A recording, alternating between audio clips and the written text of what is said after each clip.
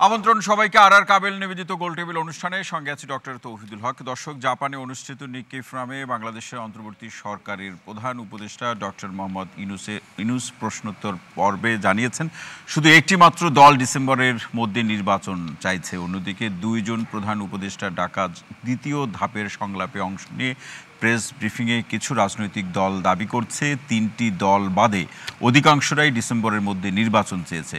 ২৪-এর গণঅভ্যুত্থানে নেতৃত্ব দেয়া ছাত্রদের সংগঠন জাতীয় নাগরিক পার্টি জুলাই চার্টার ঘোষণার পর নির্বাচন চায়।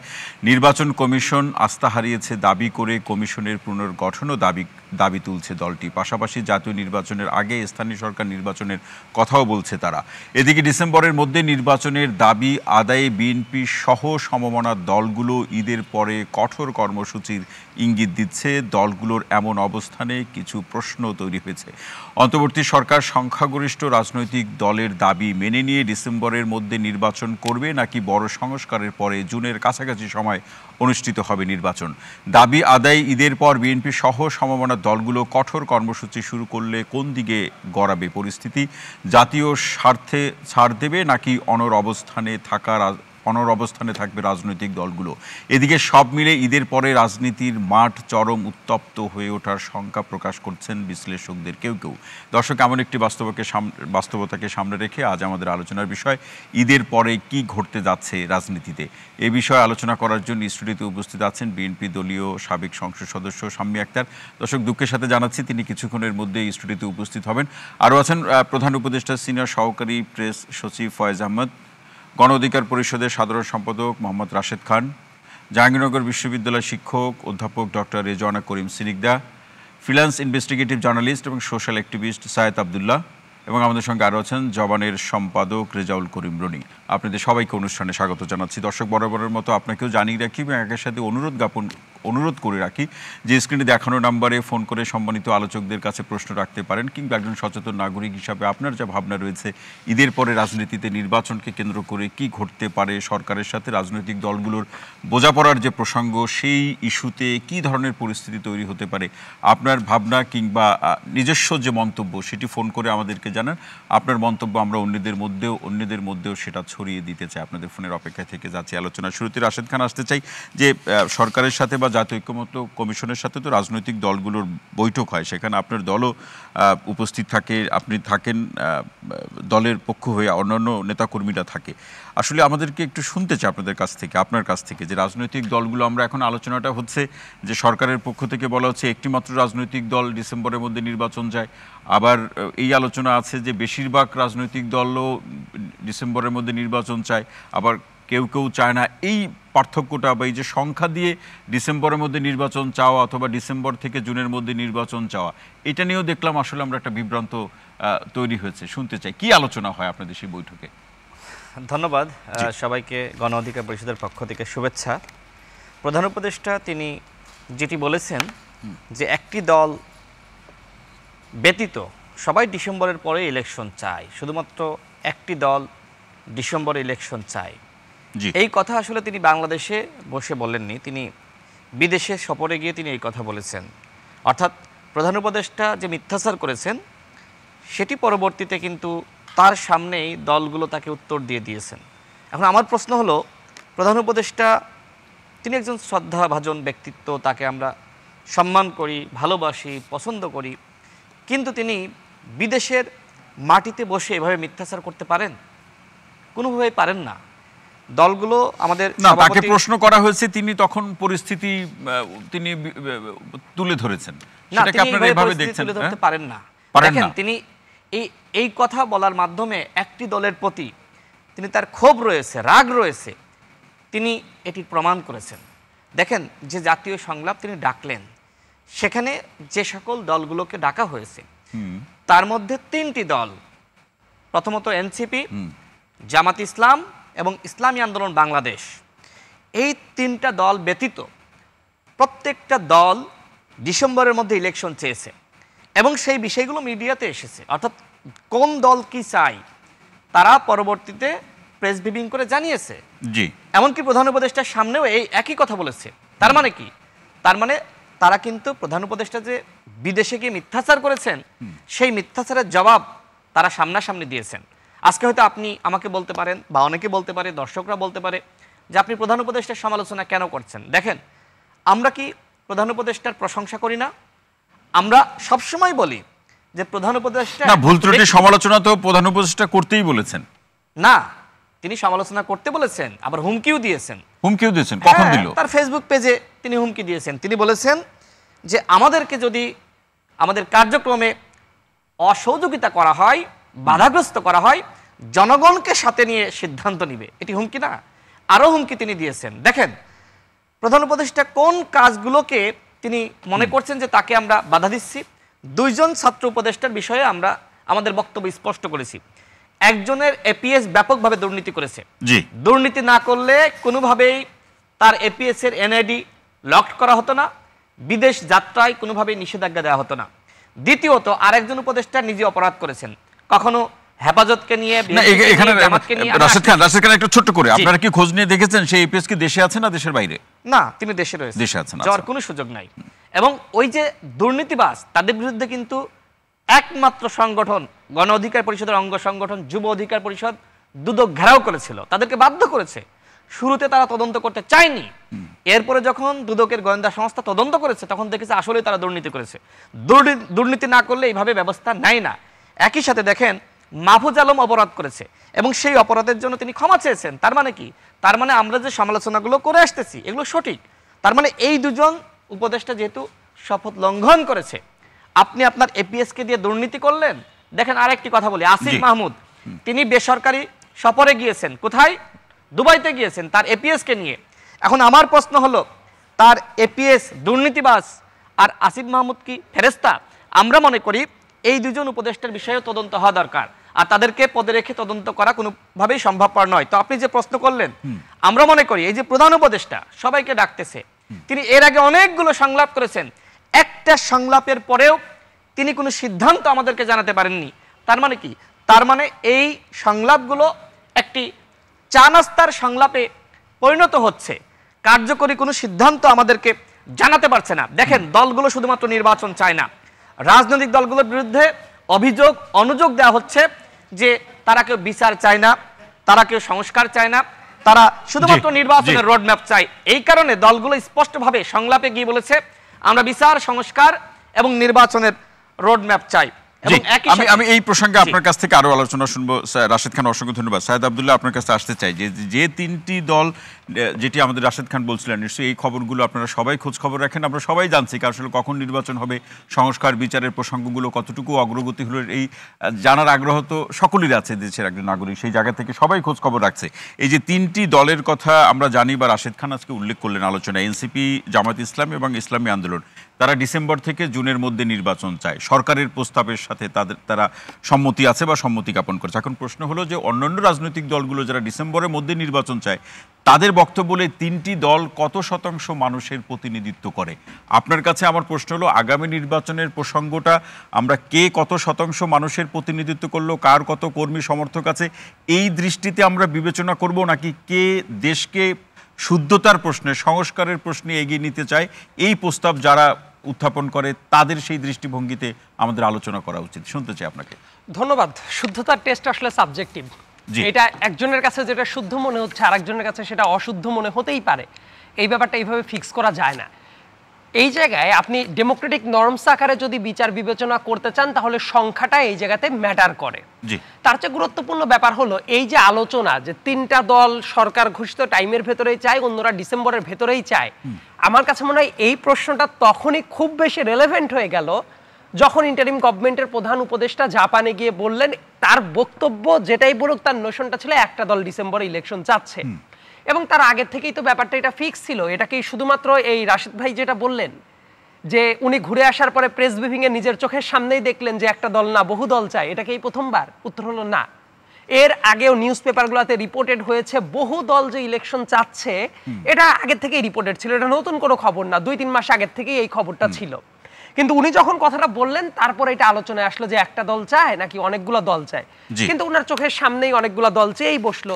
এখন বাদবাকি 3টা দলের যে স্ট্যান্ডার্ড, আপনি বলতে পারেন যে তাদের জনসমর্থন কেমন আছে, অমুক তমুক, আমি এইসব প্রশ্নে না যাই, কিন্তু যে ব্যাপারটা সত্য সেই ব্যাপারটা হলো ডক্টর মোহাম্মদ ইউনূস যে একটা দলের ঘাড়ের পর বন্দুক রেখে যে কথাটা বলছিল, আর যাই হোক না কেন এই ব্যাপারটা সত্য না। এই জায়গাটা যদি আমরা ধরি, তারপরের হিসাব দেখেন, ইলেকশনের দাবি একটা পর্যায়ে তো এমনও ছিল যে ইলেকশনের দাবি করা মানে মনে হয় যে বিশাল বড় কেউ অপরাধ করে ফেললো, ওরে বাপরে বাপ অমুকে ইলেকশন চায়। এখনো একটা দল মানে এনসিপির প্রধান আমাদের বন্ধু নাহিদ ইসলাম, সে এখনো বলছে ভারতের কথার সুরের সাথে সুর মিলে যায় ইলেকশনের জন্য। সর্ট অফ ব্যাপারটা এমন, ভারতের মানুষ ভাত খায়, অতএব বাংলাদেশের কেউ ভাত খাইলে অ্যাজ ইফ ভারতকে ফলো করা হয়। সো এই টাইপ টেন্ডেন্সি কিন্তু অনেক জায়গাতে দেখা যায়, মানে সেই যুক্তিবিদ্যার ভ্রান্ত যুক্তি। অবশ্যই এটা ভ্রান্ত যুক্তি। এখন আপনি যেটা চাবেন, আপনার দেশের মানুষের জন্য আপনি কোনো কিছু চাইলেন, সেটা অন্য কে চাইলো না চাইলো তার সাথে মিলেও যায়, এটা কি মিন করে যে আপনি তার পারপাস সার্ভ করছেন? এটাই যদি হয় তাহলে তো ভাত খাওয়ার যুক্তিটাই নিয়ে আসতে হয় যে ভারতের লোকজন ভাত খাচ্ছে, বাংলাদেশের মানুষও ভাত খায়, অতএব বাংলাদেশের মানুষ ভারতের দালাল। তাহলে এটুকু বলুন যে সাইদ আব্দুল্লাহ, যে দ্বিতীয় ধাপে যে রাজনৈতিক দলগুলোর সাথে জাতীয় ঐকমত্য কমিশনের যে বৈঠক শুরু হলো, যে প্রথম বৈঠকে বিএনপির সাথেই তো প্রধান উপদেষ্টা সাক্ষাৎটি হলো, এই দ্বিতীয় বৈঠকে নির্বাচন কে কখন চায় সেই রাজনৈতিক দলের মন্তব্যে বা বক্তব্যে প্রধান উপদেষ্টার কি সিদ্ধান্তে কোনো পরিবর্তন আসবে কিনা সেটা মনে করেন? এখন পর্যন্ত যদিও কনক্লুসিভ কোনো রিমার্ক করাটা সম্ভব না, কিন্তু আমার পার্সোনাল আন্ডারস্ট্যান্ডিং যেটা বরফ কিছুটা বোধ হয় গলতে শুরু করেছে। এবং পরবর্তীতে যখন উনি আসার পরে বৈঠকে বসলেন, তারপরে অনেক রাজনৈতিক দলগুলোর ভেতরেও তাদের যারা ছিলেন দায়িত্বশীল ব্যক্তিদের কথার ভেতরেও যে ব্যাপারটা বুঝতে পারলাম যে আউট অফ রেসপেক্ট তারা কথা বলছে, অ্যাট দ্য সেম টাইম তারাও কিছু কিছু জায়গায় কম্প্রোমাইজ করার মতো জায়গায় চলে গিয়েছে। আরেকটা ব্যাপার হলো, দেখেন রাজনৈতিক দলগুলো ধীরে ধীরে প্রত্যেকে যদি ইলেকশনমুখী হতে থাকে, আমার কাছে মনে হয় এই ঈদের পরবর্তী সময়ে দেখবেন প্রত্যেকের ভেতরে কম বেশি একটা ইলেকশন হাইপটা চলে আসবে এবং এই ব্যাপারটা অর্গানিক ভাবেই আসবে। দেখেন যে দলটা ইলেকশন চায় না সেই দলের লোকজনও 100 গাড়ি ভাড়া করে নিয়ে যায়, রোড শো করে আসে, ইলেকশনের ক্যাম্পেইন চালায়। তার মানে মনের ভেতরে সবারই ইলেকশন আছে, কেউ মুখে বলে কেউ মুখে বলে না। কিন্তু আমার কাছে যেটা মনে হয় যে সামনের দিনে অনেক মানুষ অনেক নৈরাশ্যবাদের মতো এখনো বিভিন্ন কারণে আশাহত হওয়ার মতো ব্যাপার আছে, কিন্তু ব্যক্তিগতভাবে আমি ততটা মানে নৈরাশ্যবাদী না। আমার কাছে কেন যেন মনে হচ্ছে সামনের দিনে এমনও হতে পারে 1 মাসের ভেতরে বা 1.5 মাসের ভেতরে এমন একটা পরিবেশ চলে আসতে পারে, সরকার আরেকটু হয়তো অগ্রসর হতে পারে, জুন থেকে এগিয়ে নিয়ে এসে রাজনৈতিক দলগুলো কিছুটা ছাড় দেওয়ার মানসিকতা নিয়ে আসতে পারে, একটা না একটা সমাধানের দিকে যে আসতে পারে সেই ধরনের ক্ষীণ একটা আশা। মানে আপনি মনে করছেন একটা উইন-উইন সিচুয়েশন ডেভেলপের দিকে যাচ্ছে, সিচুয়েশন ডেভেলপ করতে পারে এবং সেটাই উচিত, দেশের ভবিষ্যতের জন্য। আরো প্রশ্ন থাকলো আছে, সেটা পরবর্তী পর্যায়ে আপনার কাছ থেকে শুনবো। দর্শক, যেটি শুরুতে বলে রাখা, আমাদের সঙ্গে স্টুডিওতে উপস্থিত হয়েছেন বিএনপি দলীয় সাবেক সংসদ সদস্য শাম্মী আক্তার। আপনাকে অনুষ্ঠানে স্বাগত জানাচ্ছি। ফয়েজ ভাই, আসতে চাই আপনার কাছ থেকে শুনতে চাই যেটি রাশেদ খান বললেন যে সম্মানিত প্রধান উপদেষ্টা, আপনার কাছে দুটি প্রশ্ন। একটা হচ্ছে যে জাপানে গিয়ে যে নিক্কেই সম্মেলনে তিনি যে বক্তব্য ফোরামে যে বক্তব্য রেখেছেন যে একটি দল নির্বাচনে যায়, এর মধ্যে দিয়ে মিথ্যাচার, দেশীয় বাস্তবতার মিথ্যাচার প্রকাশিত হয়েছে বা মিথ্যাচার করেছেন প্রধান উপদেষ্টা, এটি একটি প্রশ্ন। দ্বিতীয় প্রশ্ন হলো যে এনসিপিকে রাজনৈতিকভাবে প্রতিষ্ঠিত করার দায় কিংবা দায়িত্ব প্রধান উপদেষ্টা নিয়েছেন কিনা, এটি বিএনপি সহ অনেকেই অভিযোগটা করে থাকে। জি, আপনাকে ধন্যবাদ। আমার সহালোচকদের শুভেচ্ছা যারা দেখছেন তাদেরও। মাননীয় প্রধান উপদেষ্টা জাপান সফরে গিয়ে একটি প্রশ্নোত্তর পর্ব ছিল, সেখানে অনেকগুলি বিষয় নিয়ে আলাপ আলোচনা হচ্ছিল। বাংলাদেশের নানা পার্সপেক্টিভ খুব প্রাসঙ্গিকভাবে উঠে আসে, সংস্কার কার্যক্রমের বিষয়ে উঠে আসে। আনফর্চুনেটলি একটি স্প্লিটেড লাইন, খণ্ডিতাংশ খুব আলোচনা সৃষ্টি করেছে। প্রধান উপদেষ্টা সেখানে কথা বলতে গিয়ে এক পর্যায়ে বলেছেন যে সংস্কার বিষয়, নানান অগ্রগতি, ঐক্যমত্যের বিষয়, সেখানে বলছেন অনেকগুলি পার্টি আছে, একটি দল ডিসেম্বরেই নির্বাচন চায়। এখন পলিটিক্যাল পার্টিগুলির জায়গা থেকে এই যে পিক করার জায়গাটা, এটাকে আমি খুব অনুচিত মনে করছি না। বিকজ পলিটিক্যাল পার্টিগুলির মধ্যে এই ক্যারেক্টারিস্টিক্স থাকাই উচিত যে সব কিছু পলিটিক্যালি রিড করা, সার্কামস্টেন্সেস দিয়ে মিলিয়ে একটা সলিউশনের দিকে পৌঁছানো, এটা প্র্যাকটিস। কিন্তু মাননীয় প্রধান উপদেষ্টা ওনার যেই সাবলীল, কিন্তু সেটা যদি ভুল বোঝাবুঝি তৈরি করে তাহলে আসলে সেই পরিস্থিতিতে কি যাওয়া সম্ভব হবে? কোনটার দিকে? মানে আপনি রাজনৈতিক দলগুলো পলিটিক্যাল লেন্স থেকে দেখবে, সেটা আপনি ঠিকই বলেছেন, কিন্তু সেই পরিস্থিতিতে যাওয়ার আগেই যদি আবার প্রধান উপদেষ্টা বা আপনাদের মন্তব্যের প্রেক্ষাপটে যদি ভুল বোঝাবুঝি তৈরি হয়, দূরত্ব তৈরি হয়, তাহলে কোনো পরিস্থিতি কি তৈরি হবে? ভুল বোঝাবুঝি তৈরি হবে না কেন? হতে অসুবিধা কোথায়? ভুল বুঝাবুঝি তৈরি হতে পারবে না এটা কি কোনো মানে কিতাবে লেখা আছে? ভুল বুঝাবুঝি তৈরি হলে তো ভুল বুঝাবুঝির অবসান হওয়ার একটা সুযোগ তৈরি হয়। সুতরাং এটাকে আপনি ভুল বুঝাবুঝি তৈরি হতেই পারবে না কোনো বক্তব্য নিয়ে। মাননীয় প্রধান উপদেষ্টা প্রত্যেকটা শব্দ বলার সময় চিন্তা করবেন আমার এই শব্দে আবার কোনো ভুল বুঝাবুঝি তৈরি হয় কিনা, এটা এভাবে কেউ কথা বলতে পারবে না। যদি কোনো বাক্যে কোনো শব্দে একটা ভুল বুঝাবুঝি তৈরি হয় সেটার অবসানের উপায় আছে। তার মানে কি আপনি বা প্রধান উপদেষ্টা বা আপনার সরকার চাচ্ছে যে সবাই গিয়ে সরকারকে বলুক নির্বাচন দেন, এই আকুতিটা যত বেশি জানাবে সেটা আপনারা প্রত্যাশা করছেন? দেখুন, অনেকগুলি রাজনৈতিক দল ডিসেম্বরের কাছাকাছি সময়ে নির্বাচন চায়। মাননীয় প্রধান উপদেষ্টা বলেছেন ডিসেম্বর থেকে জুনের মধ্যে নির্বাচন দিবেন। দূরত্বটা কোথায় বলুন আপনি? আচ্ছা, কোনো ঝামেলা? ডিসেম্বর থেকে জুন আর ডিসেম্বরে কারো কারো চাওয়া পার্থক্য তো নেই। যেটা চাচ্ছে উনি যদি বলে দিতেন যে আপনি ডিসেম্বরে চাচ্ছেন, আমি ডিসেম্বরে দিব না, হ্যাঁ, তখন আমি একটা কাট অফ লাইনে চলে আসতে পারতাম। উনি তো একটা কাট অফ বলে দিয়েছেন যেটা সর্বোচ্চ জুন। হ্যাঁ, তো এই জুনের মধ্যে তো জানুয়ারি আছে, ডিসেম্বর আছে, ফেব্রুয়ারি, মার্চ, এপ্রিল, মে সবই আছে তো। উনি তো কোনো কিছু ক্লোজ করে দেননি, কোনো জায়গা থেকে বলে দেননি যেটা হবে না। সুতরাং এখানে মূল বিষয় হচ্ছে পলিটিক্যাল পার্টিগুলির, যেমন ধরুন আপনি জাতীয় মতৈক্য কমিশনের যেই আলোচনা, সেই আলোচনা তো আসলে নির্বাচন কবে চায় পলিটিক্যাল পার্টিগুলি সেটা নিয়ে কোনো আলোচনা ছিল না।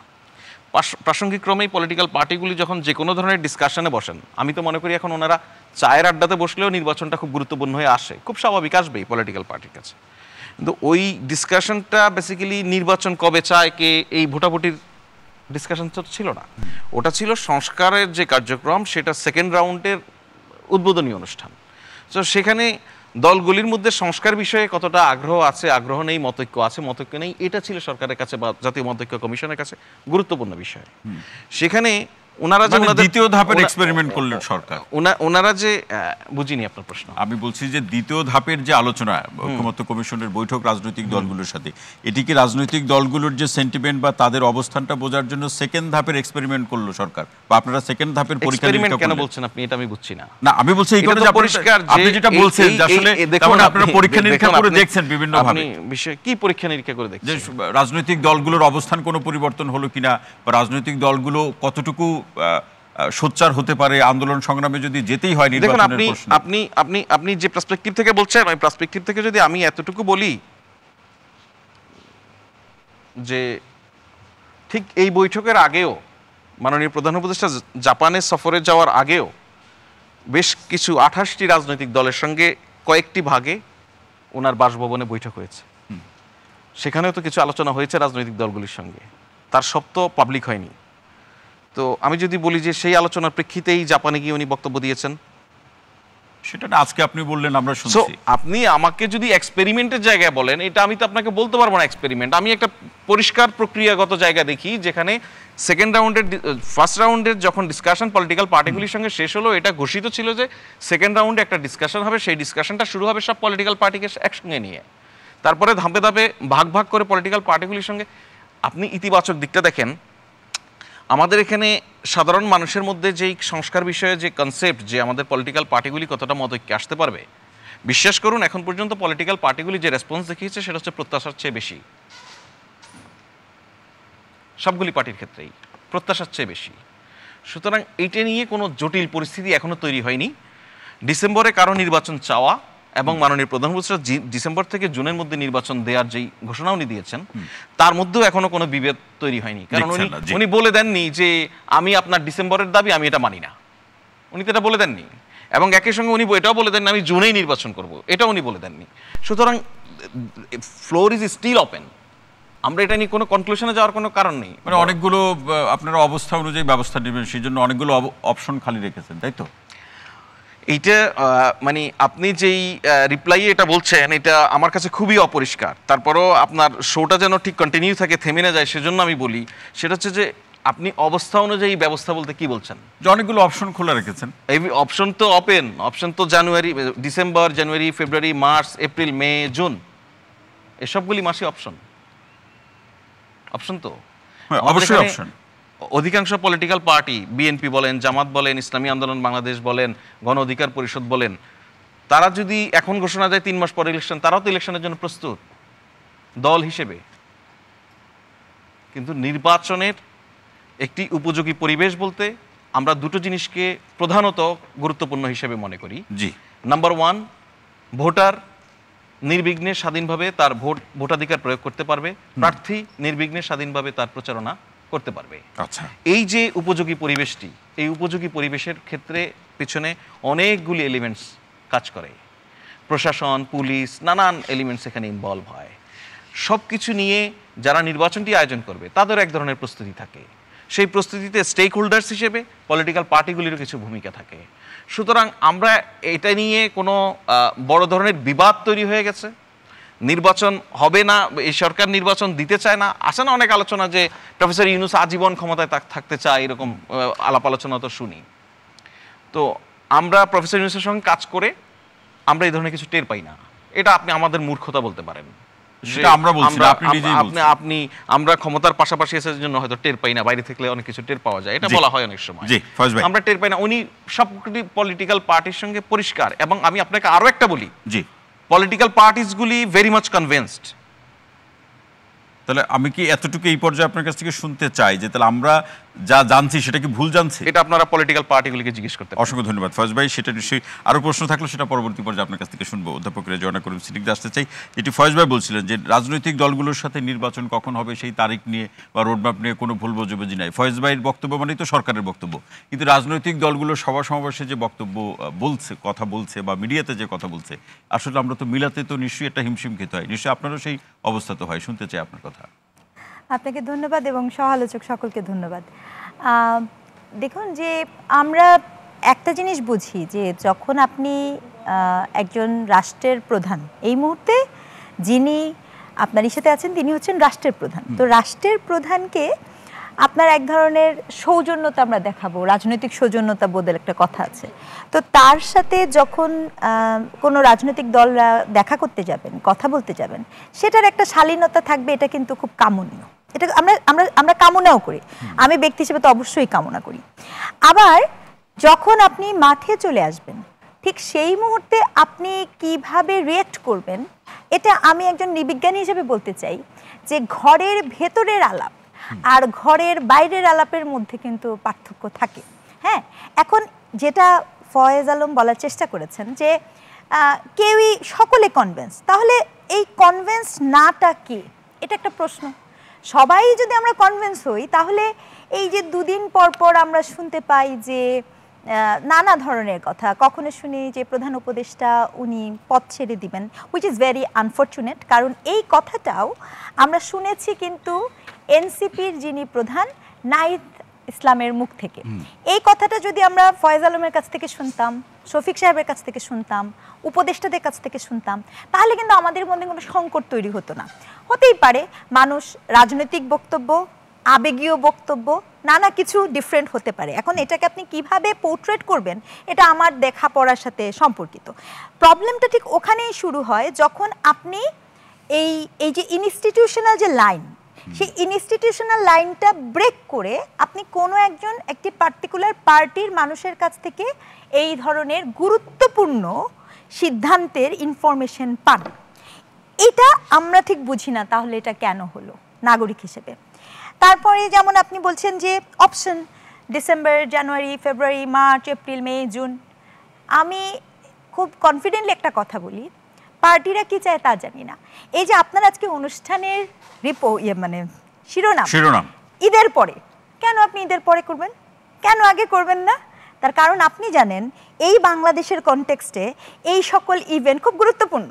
কাজেই আপনি যখন অপশন হিসেবে ডিসেম্বর, জানুয়ারি, ফেব্রুয়ারি, মার্চ, এপ্রিল, মে, জুন ধরেন, আমি সেটাতে দ্বিমত পোষণ করি। কারণ আপনি সবাই জানি রোজার মধ্যে কখনো ইলেকশন সম্ভব না, আপনি সবাই জানি বৃষ্টির মধ্যে ইলেকশন সম্ভব না, এসএসসি পরীক্ষা আপনি সবাই জানি গুরুত্বপূর্ণ বোর্ড, এগুলোর মধ্যে ইলেকশন সম্ভব না। কাজে এটাকে সবকটা অপশন, এটা বোঝার জন্য কোনো রকেট সায়েন্স লাগে না, এটা যে কোনো সাধারণ নাগরিকের পক্ষেও বোঝা খুব স্পষ্টত।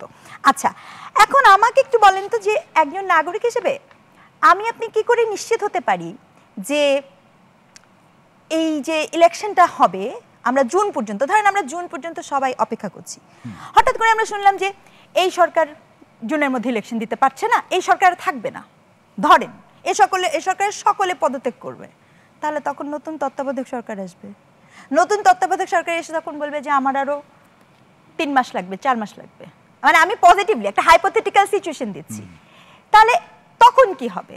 তখন আরো পরিসর আসবে। এগুলো সবই হাইপোথিসিস। হাইপোথিসিসটা কেন হচ্ছে? আপনি কেন রোড ম্যাপ দিচ্ছেন না? আপনি আগামী ইলেকশনে আমরা তো জানি যে বুঝতে পারি এনসিপি তো জয়েন করবে, তাই না? এনসিপির মার্কা কি? সে তো এখনো নিবন্ধনই পায়নি, সে মার্কা নিবন্ধন কোথায় দিলেন? ধরেন আমি ধরলাম, তাহলে এগুলো তো একটা প্রক্রিয়ার অংশ না? আপনার কোন কোন দল ইলেকশন করতে পারবে, কারা করতে পারবে না, তফসিল ঘোষণা কবে হবে, এগুলো রোড ম্যাপ। এই জিনিসগুলো দিতে কোথায় সংকট সেটা তো আমরা বুঝতে পারি না নাগরিক হিসেবে। যদি আপনি এই জায়গাগুলো পরিষ্কার করে দেন, তখন কিন্তু এই যে কথাগুলো আসছে না, যে কনফিউশন, আজকে অমুকে একটা কথা বলছে, কালকে তমুকে একটা কথা বলছে, তখন আর সেটা হওয়ার সুযোগ থাকে না। কিন্তু এই জায়গাতে আরেকটা ন্যারেটিভও আছে, সেটি হচ্ছে যে ডিসেম্বরের থেকে জানুয়ারির মধ্যে নির্বাচন হলে যে প্রসঙ্গগুলো আছে, সেতে ন্যাচারাল কিছু বিষয় আছে, আমাদের পাবলিক পরীক্ষা কিংবা পবিত্র রমজানের সেই প্রসঙ্গ আছে। সেই জায়গা থেকে এর আগে কিন্তু আমাদের বাংলাদেশে 2টি বা 3টি, আমার ভুল হতে পারে, 2টি তো একেবারে স্পষ্ট মনে আছে, জুন জুলাইতে কিন্তু নির্বাচন হয়েছে।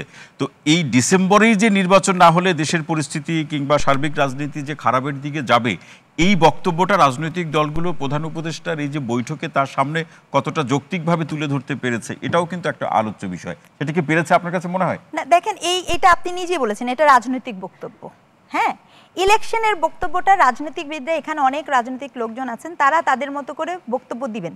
কিন্তু নাগরিক হিসেবে একটা বক্তব্য হচ্ছে এটা, যে ইলেকশন না হওয়া পর্যন্ত আমরা বুঝতে পারি, যে কথাটা দিয়ে আমি আপনাদের কাছে শুরু করেছি, যে আপনার যখন একটা স্নেহশীল চরিত্র থাকে পার্টিকুলার একটি দলের প্রতি, তখন সেটা প্রবলেম তৈরি করে। তখন সেটা ডিসেম্বর জানুয়ারির বিষয় হয় না, তখন এটার ইন্টারপ্রিটেশন হয় আপনি সময় নিচ্ছেন, আপনি একটি সময় দিচ্ছেন কাউকে, কাউকে আপনি ফেভারিটিজম করার চেষ্টা করছেন, এটা একটা সংকট তৈরি হয়। দ্বিতীয় সংকট কোথায় তৈরি হয়? দেখেন, একটা কনসেপ্ট আছে অ্যান্টিথেটিক্যাল অপোজিশন। হ্যাঁ, আমরা পড়াই। এটা কিরকম জানেন? যে কোনো কিছু দাঁড় করানোর জন্য একটা বিপরীত একটা জিনিসকে দাঁড় করাতে হবে। আমার প্রায়ই মনে হয় যে যেহেতু রাজনৈতিক মানে ফিল্ডে এই মুহূর্তে আওয়ামী লীগের মতো দল নাই, কাজেই বিএনপির বিপরীত হোক, বিএনপির আগে হোক, এরকম একটা ফিল্ড লেভেল প্লেইং গ্রাউন্ড তৈরি করার এক ধরনের প্রচেষ্টা এখানে খুব স্পষ্টত।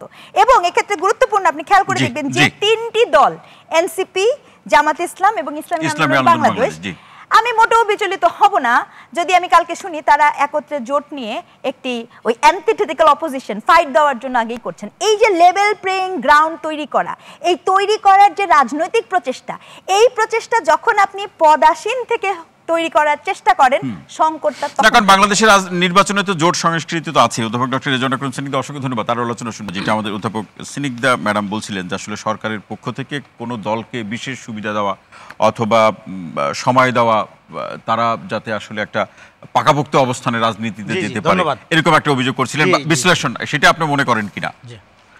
আপনি কি সেটি মনে করেন? যে যেখান থেকে আমাদের শুনছেন সবাইকে আমার সালাম এবং শুভেচ্ছা। দেখেন, এখন বাংলাদেশে কোনো বিরোধী দল নাই, সব হইল আধা সরকারি দল। কারণ হইল সমস্ত দলের সম্মিলিত উইল বা আপনার আকাঙ্ক্ষার আলোকে বা সমর্থনে এই সরকার গঠিত, এবং এই সরকারে কম বেশি সবার স্টেক আছে। বিএনপির আছে, জামাতের আছে, অন্য দলের আছে, এবং অভ্যুত্থানের শক্তি হিসাবে নতুন দল যারা গঠন করেছে তারা মূলত ধরেন এই সরকারকে সর্বতোভাবে সহযোগিতা করে, এটা স্বাভাবিক ব্যাপার। এবং তারা সরকারের সফলতা এনজয় করে এবং ব্যর্থতার সমালোচনাও তারা করে। কিন্তু আপনার ধরেন যখন রাজনৈতিক দলগুলোর সাথে সরকার আলোচনা করে, এবং আলোচনায় যদি আপনি টোন দেখেন, যেটা ফয়েজ ভাই খানিকটা বলার চেষ্টা করলো, তখন কিন্তু রাজনৈতিক দলগুলো একবারও বলে না যে তারা অসহযোগিতা করছে বা তাদের সমর্থন উঠিয়ে নিচ্ছে, এগুলো কিন্তু একবারও। ইভেন যখন প্রধান উপদেষ্টার আপনার পদত্যাগের কথা উঠলো, তখন কিন্তু তারা বললো যে সবচেয়ে প্রধান দল বিএনপিও কিন্তু বললো যে আমরা তো পদত্যাগের কথা বলিনি, আমরা নির্বাচনের কথা বলেছি। এখন প্রবলেমটা হলো নির্বাচনের বিষয়ে কিন্তু এই সরকার গঠন হওয়ার সাথে সাথেই মানে আপনার সেপ্টেম্বরের দিকে একটা আলোচনা আসছিল। তখন কিন্তু মাননীয় প্রধান উপদেষ্টা বলেছিলেন যে নির্বাচন কখন হবে এই সিদ্ধান্তটা রাজনৈতিক, এবং তখন কিন্তু নির্বাচন নিয়ে কোনো বিতর্ক ওঠে নাই। কারণ হলো আসলে নির্বাচন কখন হবে এই সিদ্ধান্তটা রাজনৈতিক, কারণ এটা রাজনৈতিক আপনার প্রক্রিয়ার ব্যাপার, এবং এটা বেসিক্যালি রাজনৈতিক দলগুলোরই সিদ্ধান্তের ব্যাপার। কেননা এই সরকার পার্টিকুলারলি কোনো ক্ষমতায় নেই, আছে হলো দায়িত্বে। ক্ষমতাটা কিন্তু অভ্যুত্থানের শক্তির হাতেই। মানে যারা রাজনৈতিক দল, যারা অভ্যুত্থানের শক্তি এবং অরাজনৈতিক যদি বলেন তাও তাদের হাতেই ক্ষমতাটা, এবং তাদের তরফ থেকে এই সরকার হলো দায়িত্বপ্রাপ্ত। এখন এই দায়িত্বের কতখানি সরকার করবে এবং কতখানি করবে না, কবে সে তার দায়িত্ব শেষ করবে এবং কবে নাগাদ তাকে দায়িত্ব আপনি ধরেন শেষ করতে দিবেন না, সেই সিদ্ধান্ত যিনি বা যারা তাদেরকে দায়িত্বে অর্পণ করেছেন, রেখেছেন, যারা দায়িত্বে আছেন তাদের খুব একটা এখানে তারা খুবই প্যাসিভ রোল প্লে করে। তাহলে এইটা বলুন রনি ভাই, যে আসলে সরকার যেটা অভিযোগ করছে সরকার এনসিপি কে বিশেষ সুযোগ দিচ্ছে। অবশ্যই বিশেষ সুযোগ দিচ্ছে, এবং বিশেষ সুযোগ দেওয়া তো অসুবিধার কিছু নাই তো, কারণ আমি তো বললামই সমস্ত দলের স্টেকই তো আছে এখানে। এখন একটা রাজনৈতিক দল যে দাবি করছে এনসিপি কে বেশি সুযোগ দিচ্ছে, সে দাবিতেও কোনো সমস্যা নেই, কারণ এটা তো অন্য দল তো এই দাবি করবেই। কোনো কিছু যদি সমস্যা না থাকে তাহলে এত সমস্যা কোত্থেকে আসে? এত সমস্যা কোত্থেকে হলো ট্রাস্টের ঘাটতি, বিশ্বাস করতে পারছেন না আপনি একজন আরেকজনকে। দেখেন আমরা 54 বছরে এমন একটা রাজনৈতিক পরিকাঠামো বা ব্যবস্থা কায়েম করছি, যে ব্যবস্থা কায়েমের মধ্যে ধরেন এখানে যখন বিএনপি জামাত বলে পিটায় হত্যা করা হইল, তখন কিন্তু এক ধরনের স্বাভাবিকীকরণ করা হয়েছে, এবং মানুষ কিন্তু তখন একদল লোক এই রাষ্ট্রকে ব্যবহার করে একটা লুটপাটের সিন্ডিকেটের মধ্যে যার যার ভাগ্য উন্নয়নের প্রতিযোগিতায় লিপ্ত হয়ে গেছে। এই যে বিএনপি জামাত বইলা পিটায় মারা জায়েজ বা একটা স্বাভাবিকীকরণ করা হয়েছে, এর মধ্যে দিয়ে কি হয়েছে, এই সমাজের পুরো মোরাল ফ্যাব্রিক ভেঙে গেছে, এবং একটা অভ্যুত্থান ঘটাইতে হইলো যেখানে আপনি আপনার বাচ্চা বাচ্চা ছেলে মেয়েদের হারাইলেন। সেই অভ্যুত্থানটা একটা আপনার নির্দলীয় বা সর্বদলীয় একটা অরাজনৈতিক ব্যানারে ঘটাইতে হলো, তাই না? কেন ঘটাইতে হলো? কারণ ঘটাইতে হলো যে এই যে রাজনৈতিক দলগুলো নিপীড়িত হচ্ছিল লম্বা সময় ধরে, জনগণ তারপরেও কেন যেন ট্রাস্ট করতে পারছিল না যে আসলেই তারা একটা বন্দোবস্ত দিতে পারবে। কেননা আপনার কাঠামোর মধ্যে ক্ষমতার সাথে জনগণের সম্পর্ক কখনো কায়েম করা হয়নি। যে দল যখনই ক্ষমতায় গেছে সে মনে করছে ক্ষমতাটা তার, এবং এখনও যে একটা অরাজনৈতিক দল আছে, দেখেন এখন প্রবলেমটা কোথায় হচ্ছে, মূল প্রবলেমটা হচ্ছে বিএনপি চাঁদাবাজ, এনসিপি দুর্নীতিবাজ, জামাত যুদ্ধাপরাধী, ভালো কে? অরাজনৈতিক এনজিও লোকজন ভালো, তাই না? এই যে একটা অরাজনৈতিক তৎপরতা, যেখানে একটা হামিদ কারজাই মডেলের সরকার বা গভর্নমেন্ট, হ্যাঁ, ক্ষমতাকে কুক্ষিগত করে রাখা, না নির্বাচন না সংস্কার, মাঝখান দিয়ে ক্ষমতা লুইটা পেটে খাওয়ার একটা আশঙ্কা, এইটাই হলো সংকটের মূল কারণ। এবং এই সংকটের সমাধান, এই সংকটটা দেখা দিল কেন? এই সংকটটা দেখা দিল ট্রাস্টের ঘাটতির কারণে। প্রথমে আপনি 71-এর বিরুদ্ধে দাঁড় করালেন 24, তারপরে 24 হলো আপনার একক ব্যক্তির ফসল। হ্যাঁ, ডেফিনেটলি গণঅভ্যুত্থানের মধ্য দিয়ে এমনি একটা দেশের যখন গণঅভ্যুত্থান হয় সেকেন্ড রিপাবলিক শুরু হয়ে যায়। ধরেন আপনি 90-এর গণঅভ্যুত্থানে কি হয়েছিল, অনেক ধরনের 3 দফার রূপরেখা দেওয়া হয়েছিল, এগুলো পালন না করা সত্ত্বেও, এগুলো নিয়ে ঘাটতি আছে, অভিযোগ আছে, অবিশ্বাস আছে, সত্ত্বেও বাংলাদেশে কিন্তু একটা আপাত গণতান্ত্রিক প্রক্রিয়া শুরু হয়ে গেছিল। তার মানে আপনি 90-এর আগের যে রাজনৈতিক কাঠামোতে ছিলেন, 90-এর অভ্যুত্থানের মধ্যে দিয়ে একটা আপনার মুক্তবাজার অর্থনীতি বলেন, একটা আপাত বেটার ডেমোক্রেটিক ট্রানজিশনের দিকে গেছেন। ফলে 24-এও গণ অভ্যুত্থানের মধ্যে দিয়ে আসলে সেকেন্ড রিপাবলিক শুরু হয়ে গেছে। এখন এই সেকেন্ড রিপাবলিকটা প্রাতিষ্ঠানিকভাবে একটা কাঠামোর মধ্যে আনার জন্য রাজনৈতিক দলগুলোর সাথে এক ধরনের, যেটাকে ঐক্যমত বলেন বা ধরেন কে কতটুকু এটাকে প্রাতিষ্ঠানিক রূপান্তরের ব্যাপারে আগ্রহী হবে, সেইটার একটা আলোচনা চলতেছে। এবং অভ্যুত্থানের পরে একটা দেশে সেই আলোচনা থেকে জনগণ বা দেশ কতটা উপকৃত হবে যদি এই অভিযোগ আসে যে যারা এই বর্তমান অভিযোগটা যে বর্তমান সরকার কাউকে বিশেষ সুবিধা দিচ্ছে, আবার বিশেষ সুবিধা দিলেও যদি ধরনের অভিযোগ যদি সত্য হয়, আমরা আলোচনার প্রেক্ষাপটে বলছি, তারও বা ভবিষ্যৎ কি? না, বিশেষ সুবিধা দিলে সমস্যাটা কোথায় আমি আপনাকে বলি, বা সমস্যা নাই কেন? আপনার এখানে গণ অভ্যুত্থান তো একটা গুরুত্বপূর্ণ ঘটনা, একটা ইভেন্ট ঘটে গেছে। ফলে আপনি এখানে মানে নর্মাল পলিটিক্যাল পার্টিগুলোর সিচুয়েশন এবং গণ অভ্যুত্থানের পরে অন্য সময় তো একটা রাজনৈতিক দল গঠন করা দরকার হয় না, যেহেতু একটা নতুন দল আসছে। ফলে এই দলের ভবিষ্যৎ নির্ভর করবে তারা কতখানি রাজনীতিটা জনগণের জন্য করতে পারবে। এখন তারা যদি জনগণের জন্য না করে, তারাও যদি একটা ধরেন সিন্ডিকেটের মধ্যে আবদ্ধ হয়ে যায়, সরকারের সুবিধা নেয়, বা ধরেন এসি রুমের মধ্যে বসে শুধু গোল টেবিল করে, হ্যাঁ, তাহলে তাদের পরিণতি অন্যান্য দলের ক্ষেত্রে যা হয়েছে তাই হবে। কিন্তু প্রবলেম সেটা, প্রবলেম হলো গণ অভ্যুত্থান হওয়ার পরে যেটা আমি বলছিলাম, যে যেহেতু সেকেন্ড রিপাবলিক শুরু হয়ে যায়, সেই কারণে গণ অভ্যুত্থানের শক্তি মনে করে তারাই ক্ষমতায় আছে, ক্ষমতাটা তাদের এখতিয়ারের মধ্যে আছে। এটা মনে করা অস্বাভাবিক কিছু না। ফলে ক্ষমতার সাথে তাদের সম্পর্কটা সবচেয়ে নিকটবর্তী হবে, এটা খুব স্বাভাবিক প্রবণতা। কিন্তু যেহেতু আপনি একটা গণতান্ত্রিক প্রক্রিয়ায় আপনার পুরা রাষ্ট্র, পুরা প্রতিষ্ঠানকে পরিচালিত করবেন, সেক্ষেত্রে সরকারের উচিত হইল প্রথম আইন মানা, সরকারের উচিত হইল প্রথম আপনার নিউট্রাল আচরণ করা। আর নিউট্রাল আচরণের ক্ষেত্রে আমি যেটা বললাম, এখন সমস্ত দলগুলোরই যদি আপনি বলেন কম বেশি স্টেক এই সরকারের মধ্যে রয়ে গেছে, ফলে কারো স্টেক কম কারো স্টেক বেশি এটা নিয়ে মন কষাকষি দেন দরবার অভিযোগ ঝগড়া থাকবে, এটা খুবই নর্মাল প্রবণতা। কিন্তু মূল প্রবণতা যেটা ইলেকশন নিয়ে যে আমরা কথাটা বলি, বেসিক্যালি আমি মনে করি ইলেকশন নিয়ে কথা বলার কিছু নয়, আপনারা কাজ শুরু করে দেন, ইলেকশন হবে। কাজ শুরু করবে কিসের ভিত্তিতে?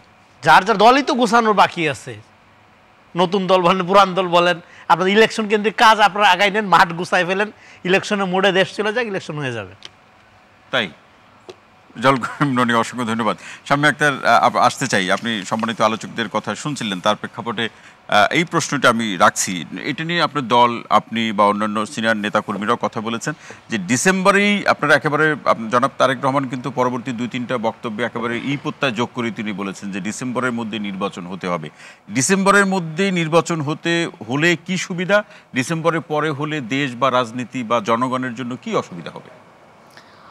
ধন্যবাদ আপনাকে, সহ আলোচক যারা আছেন তাদের প্রত্যেককে অনেক অনেক শুভেচ্ছা, এবং যারা দর্শক আছেন তাদেরকেও শুভেচ্ছা। দেখুন, এখানে এই যে স্নিগ্ধা ম্যাম যেটা বললেন যে হচ্ছে জানুয়ারি, মার্চ, এপ্রিল বা জুন ওইদিকে যদি ইলেকশনটা হয়, রোজা আছে, বৃষ্টি মানে বর্ষা এগুলো আছে, তারপরে আপনার এসএসসি পরীক্ষা আছে, নানান সমস্যাগুলো আছে। তো এই বিষয়গুলোকে বিবেচনায় রেখেই বাংলাদেশে যে নির্বাচনগুলো হয়, মোস্টলি দেখা যায় যে আপনার ডিসেম্বরের দিকেই নির্বাচনগুলোকে প্রেফার করা হয়, যেন রাজনৈতিক দলগুলো এখানে ক্যাম্পেইনের বিষয় আছে, ইলেকশন ক্যাম্পেইন।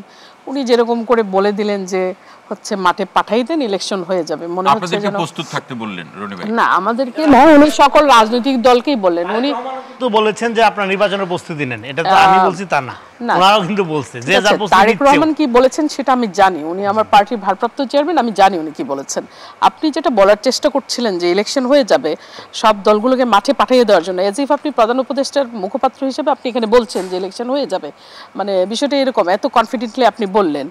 তো আমরা আশা করব যে ইলেকশন হয়ে যাবে ডিসেম্বরে, এবং আমাদের প্রত্যাশা সেটাই, আমাদের দাবি সেটাই, আমরা চাই ডিসেম্বরের মধ্যেই ইলেকশন হোক, এবং আমরা সেভাবে তৈরি আছি। উনি যেটা বললেন যে রাজনৈতিক দলগুলো তৈরি নাই, উনি যেটা বললেন যে দল গোছানোর বাকি আছে, আমাদের দল তো গোছানো আছে। আমাদের নেতা সার্বক্ষণিক এই দল নিয়েই কাজ করছেন, এই দেশের মানুষ নিয়ে কাজ করছেন, এবং বিএনপি রাষ্ট্র ক্ষমতায় মানে রাষ্ট্র পরিচালনার দায়িত্ব পেলে, আমি ক্ষমতা বলতে চাই না এই জন্য, যে রাষ্ট্র পরিচালনার দায়িত্ব পেলে, বাংলাদেশের মানুষের ম্যান্ডেট নিয়ে রাষ্ট্র পরিচালনার দায়িত্ব পেলে বাংলাদেশের মানুষকে নিয়ে কি কাজ করবে, বাংলাদেশের মানুষের ভাগ্য উন্নয়নের জন্য কি কাজ করবে, সেই জন্য বিএনপি তো সেই রাজনৈতিক দল যারা ইতিমধ্যে সংস্কার প্রস্তাব দিয়েছে, কনফিডেন্টলি দিয়েছে, এবং আমাদের নেতা ভারপ্রাপ্ত চেয়ারম্যান জনাব তারেক রহমান তিনি তো বলেছেন বিএনপি রাষ্ট্র পরিচালনার দায়িত্ব পেলে কৃষকদের জন্য ফার্মার্স কার্ড করা হবে, এবং বাংলাদেশের সকল মানুষ যেন তাদের স্বাস্থ্য সেবা পায় সেই জন্য স্বাস্থ্য কার্ড করা হবে, যেরকম যুক্তরাজ্যের লিঙ্কন ওখানকার যে স্বাস্থ্য সেবাটা আছে ওটা আদলেই আমাদের বাংলাদেশের সকল মানুষ যেন স্বাস্থ্য সেবা পায়। কিন্তু সামনে আপনারা বাংলাদেশের এই প্রশ্নটা আমি একটু বলি যে বাংলাদেশের রাজনৈতিক দলগুলো বিরোধী অবস্থানে থাকলে যা বলে, সরকারে গেলে আসলে সেটা আর মানে না বা সেটা করতে চায় না, সেরকম পরিস্থিতি হবে না। আমরা বাংলাদেশের মানুষের কাছে কমিটমেন্ট করছি, সেই কমিটমেন্ট আমরা রাষ্ট্র পরিচালনার দায়িত্ব পেলে অবশ্যই সেটা আমরা বাস্তবায়ন করব।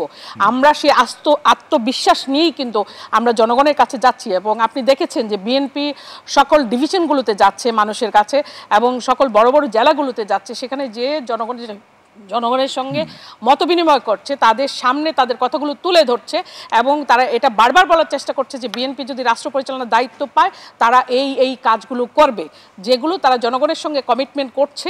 আমাদের ভারপ্রাপ্ত চেয়ারম্যান ইতিমধ্যে কয়েকবার তার বক্তব্যে বলেছেন তিনি যেহেতু জনগণের সঙ্গে কমিটমেন্ট করছেন তিনি সেটা বাস্তবায়ন করবেন।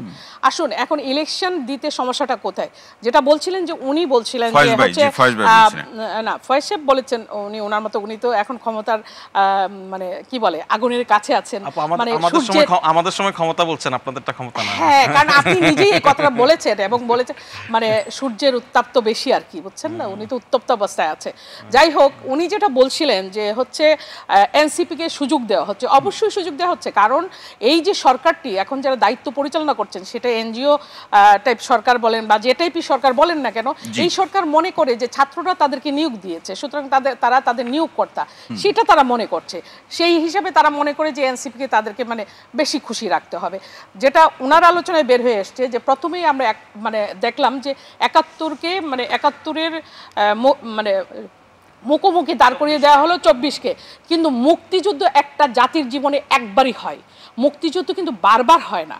আমরা সরকার পরিবর্তন করেছি, কিন্তু আমরা যে ভৌগোলিকভাবে বাংলাদেশকে যে একটা রাষ্ট্র হিসেবে প্রতিষ্ঠা করা বা দেশ হিসেবে যে আমরা একটা মানচিত্রে যে আমাদের জায়গা করে নেওয়া, সেটা ৭১-এর মুক্তিযুদ্ধের মাধ্যমেই সম্ভব হয়েছে, সেটা ২৪-এর মাধ্যমে সম্ভব হয়নি। ২৪-এ আমরা একটা ফ্যাসিস্ট রেজিমকে মানে বিতাড়িত করেছি, একটি ফ্যাসিস্টকে এখান থেকে বিতাড়িত করেছি, সেটা সরকার পরিবর্তন হয়েছে। আমরা আমাদের কি বলে আমাদের ফ্রিডম অফ কি বলে এক্সপ্রেস যেটা, সেটা আমরা মানে করতে পেরেছি।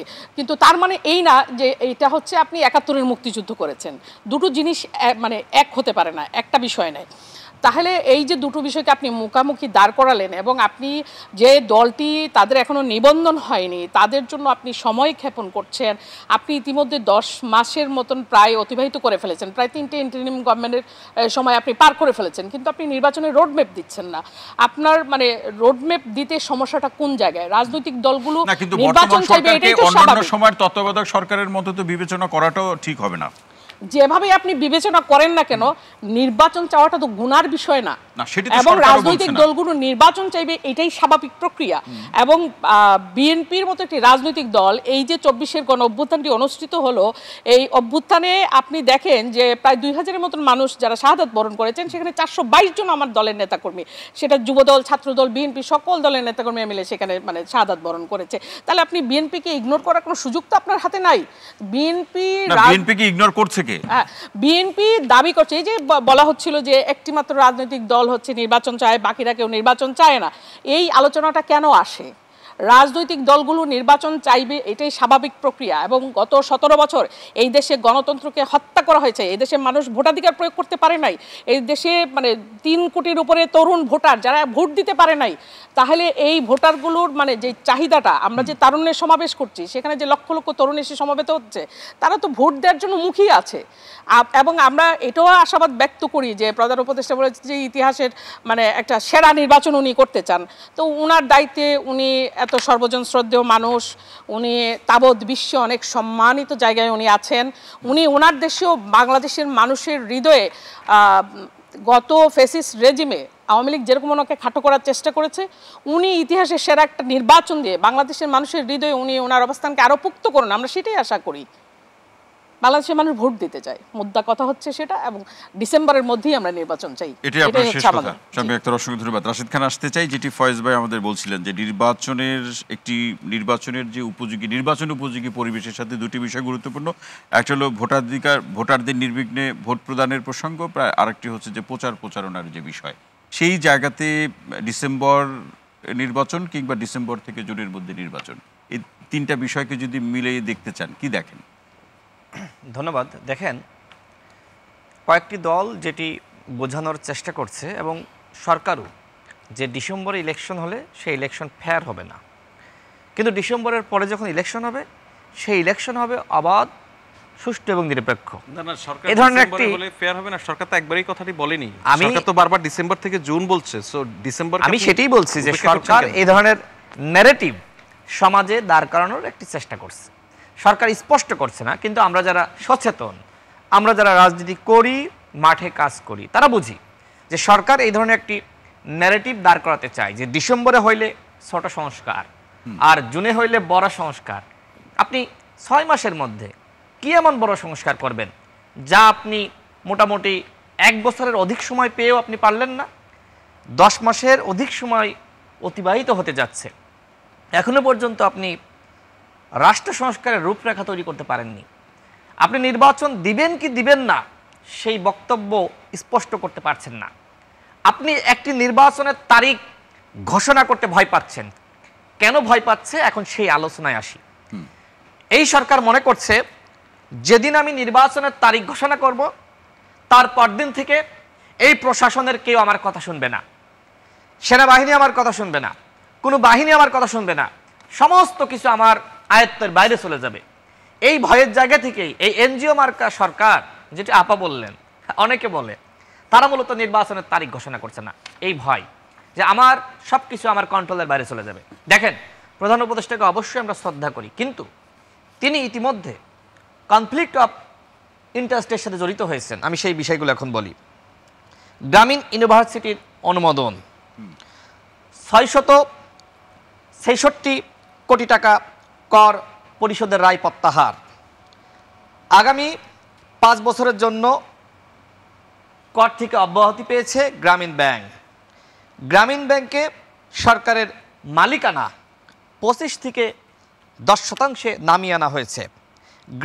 গ্রামীণ এমপ্লয়মেন্ট পেয়েছে আপনার গ্রামীণ ব্যাংক, এরপরে ডিজিটাল ওয়ালেট, এরপরে আপনার গ্রামীণ টেলিকম, স্টারলিং যে প্রতিষ্ঠান বাংলাদেশে আসবে সেটাও আবার কাজ করবে গ্রামীণ ব্যাংকের সাথে। এছাড়া নোবেল সহ যে পুরস্কারগুলো প্রধান উপদেষ্টা পেয়েছেন সেখানেও কর আরোপ করা যাবে না। দেখেন, প্রধান উপদেষ্টাকে আমরা শ্রদ্ধা করি, কিন্তু কোন কোন উপদেষ্টা তাকে এই পরামর্শগুলো দিয়ে তিনি যে প্রতিষ্ঠানের সাথে জড়িত সেই প্রতিষ্ঠান কর থেকে মাপ পায়, নোবেল পুরস্কারের উপর কর আরোপ করা যাবে না, এরপরে ডিজিটাল ওয়ালেট বা এ ধরনের আপনার গ্রামীণ ইউনিভার্সিটি, এই প্রতিষ্ঠানগুলো কিভাবে প্রধান উপদেষ্টা যে প্রতিষ্ঠানের সাথে জড়িত ছিলেন সেই প্রতিষ্ঠানগুলো অনুমোদন পেল। দেখেন, আরও অন্যান্য উপদেষ্টারা একই ধরনের কাজের সাথে জড়িত। তারা গণহত্যার বিচারে কি করেছে?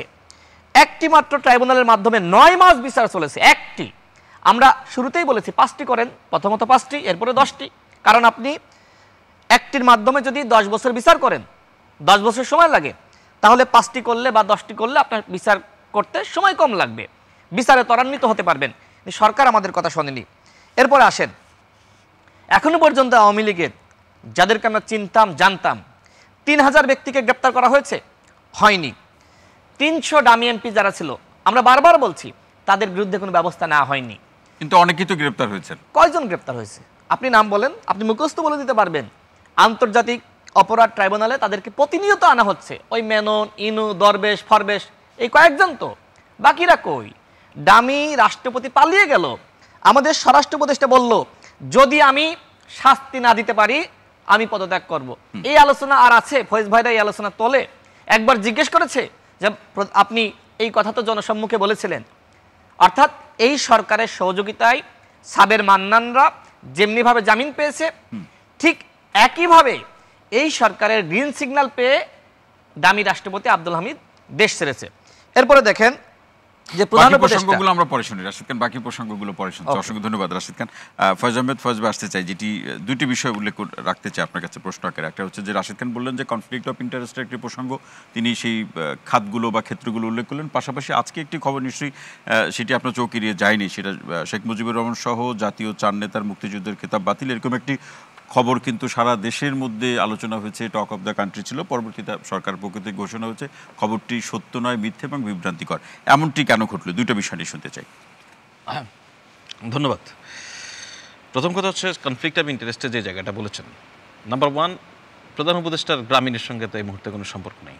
নাম্বার 2, যে প্রতিষ্ঠানগুলি অনুমোদন পেয়েছে এর একটিরও আবেদন উনি এই দায়িত্বে আসার পরে করা হয়নি, এগুলো অনেক পুরনো আবেদন, হাসিনা রেজিমের সময় জিনিসগুলি দেওয়া হয়নি।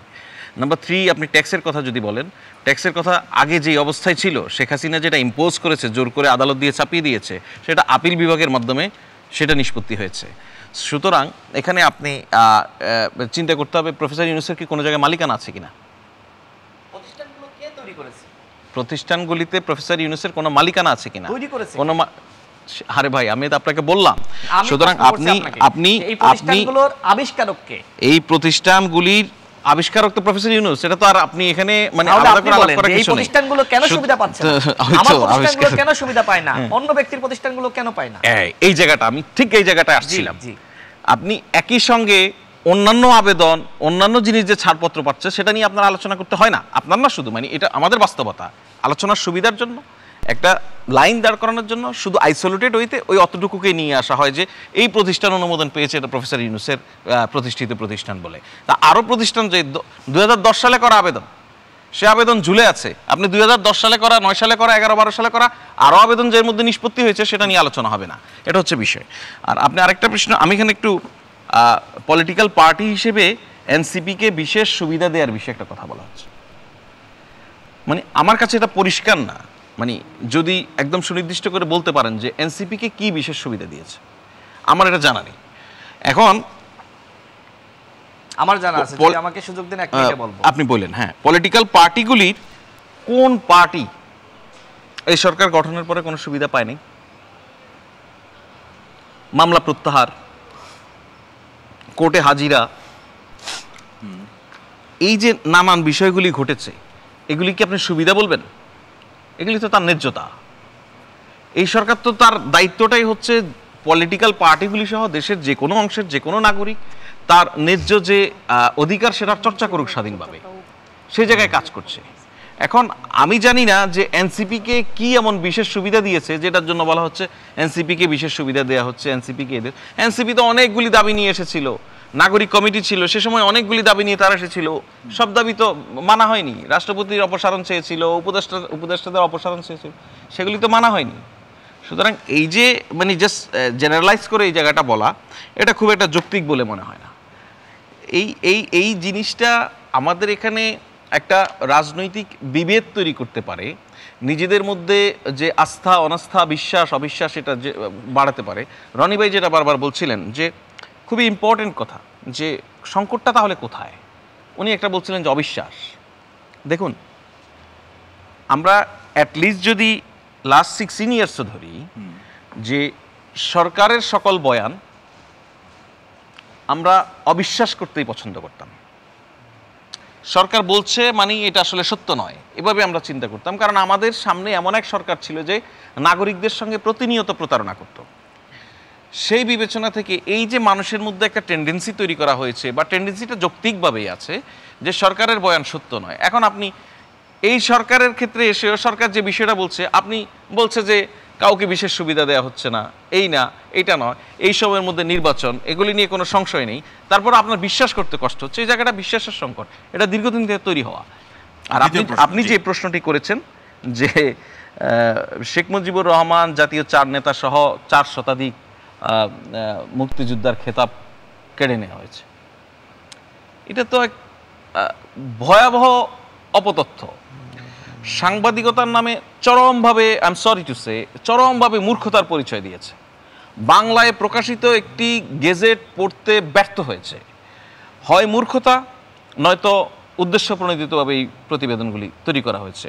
মানে একটা প্রতিবেদন হুবহু একই প্রতিবেদন কয়েকটি পত্রিকায় প্রকাশিত হয়েছে, অনেকটা সিন্ডিকেটেড হয়েছে। তো এটা কেন করা হলো? প্রথম কথা হচ্ছে সরকারের দিক থেকে যে দায়িত্ব, সরকার ইমিডিয়েটলি এটাকে ক্ল্যারিফাই করার চেষ্টা করেছে, প্রকৃত ঘটনা মানুষের সামনে তুলে ধরার চেষ্টা করেছে। এখন যেহেতু আজকের দৈনিকগুলিতে, মানে টেকনিক্যালি এখনো তো আজকের দৈনিকগুলিতেই আগামী দিন সংবাদপত্র প্রকাশিত জায়গা থেকে সংবাদপত্রের নর্মস অনুযায়ী তারা এটাকে কিভাবে পাঠকের কাছে ক্ষমা চায় কিনা, তার যথাযথ যোগ্যতা মর্যাদা দিয়ে রিজয়েন্ডার প্রকাশ করে কিনা, এই জিনিসটা দেখার বিষয় আছে। তারপরে আছে আইনি পদক্ষেপ। কারণ আপনি পুরো জাতিকে এমন এক বিভ্রান্তিমূলক সংবাদ দিলেন যেটাতে আমাদের দেশে ভয়াবহ রাজনৈতিক সংকট পর্যন্ত তৈরি হওয়ার সম্ভাবনা তৈরি হয়, যেটাতে আমাদের দেশের ইতিহাসকে মারাত্মকভাবে বিকৃত করা হয়েছে, এমন এক অভিযোগ সরকারের দিকে আসে। তো এটা কেন করা হলো আমরা এখনো জানি না, কিন্তু সরকারের দিক থেকে সরকার তার অবস্থানটা পরিষ্কার করেছে। এই গেজেট ইজ পাবলিক, এটা ওয়েবসাইটে আছে, যে কেউ গিয়ে পড়তে পারেন। মোটামুটি স্কুল থেকে পাশ করেছেন এরকম শিক্ষার্থীরা এই গেজেট পড়ে বুঝতে পারবেন যে এটাতে কী বলা হয়েছে। আনফর্চুনেটলি আমাদের জ্ঞানী সাংবাদিক বন্ধুরা কেন এটা বুঝতে পারেননি, এটা খুবই কৌতূহলের ব্যাপার। তো এটা উদ্দেশ্য প্রণোদিত নাকি ভুল থেকে হয়েছে, এটা আশা করি আমরা এই সমস্ত গণমাধ্যম যারা এটা প্রকাশ করেছেন তারাই ব্যাখ্যাটা দিবেন, কেন তারা করলেন। খুব স্বাভাবিক, আপনি যদি ভুল করেন আপনি তো এটা বলতে পারবেন আপনি কেন ভুল করেছেন, নাকি ভুল করেছেন ভুলে ফেলার জন্য মানুষকে, সেটা তো দেখার বিষয় আছে। অসংখ্য ধন্যবাদ ফয়েজ আহমেদ। আমি সাইদ আব্দুল্লাহ আপনার কাছে আসতে চাই। এনসিপির প্রসঙ্গটা নিয়ে যেহেতু আলোচনা হচ্ছে, সেই জায়গাতে আরেকটি প্রশ্ন আপনাকে রাখছি যে এনসিপি বিভিন্ন সময় তো আমাদের ঘটনার প্রেক্ষাপটে 90-এর প্রেক্ষাপট বলুন অথবা এবারে 24-এর প্রেক্ষাপট বলুন, রাজনৈতিক দল তো গঠন হতেই পারে, এটা সাংবিধানিক আমাদের সেই অধিকার বা প্রেক্ষাপট তো আছে নাগরিকের। কিন্তু এনসিপিকে যেভাবে আপনারা দেখছেন, এক একজন নানা দৃষ্টিভঙ্গি থেকে দেখছেন, তো সেই জায়গা থেকে এনসিপিকে স্বতন্ত্র দল হিসাবে আপনারা দেখার পরিবর্তে অন্য কোনো দলের দল হিসাবে দেখার মতামতের সংখ্যাটাই বেশি, এমনটি কেন হচ্ছে? আমি আমার পার্সোনাল পার্সপেক্টিভ থেকে কয়েকটা কথা বলতে পারি এই জায়গায়। সবার আগে আমি বলবো এনসিপির একটা দল হিসেবে গড়ে ওঠাটা খুব বেশি মাত্রায় জরুরি। আমি সব সময়ের জন্য এটাকে ওয়েলকাম করি। ধরেন অনেক সময় আমরা ক্রিটিসিজম করি, অবশ্যই ক্রিটিসিজমের দরকার আছে, কিন্তু যেমন আজকেই এনসিপি যে কাজটা করলো, তারা একটা ওই যে ওপেন ফান্ডিং এর যে ব্যবস্থাটা করছে, এটা যদি ঠিকমতো মেনটেন করতে পারে আমি বলবো এটা ভেরি ওয়েলকাম মুভ একটা। এবং এই যে ভালো কাজের ভেতর দিয়ে তারা মাঝে মাঝে আগাচ্ছে, এগুলোকেও আমাদের অ্যাপ্রিসিয়েট করা উচিত। আরেকটা ব্যাপার হলো একটা দল নতুনভাবে গড়ে উঠছে, এই জায়গায় নানা সংকট থাকবে, বিভিন্ন জায়গায় নানা ধরনের সমস্যা থাকবে, এইটাকে আমি ন্যাচারাল প্রসেসই বলে মনে করি।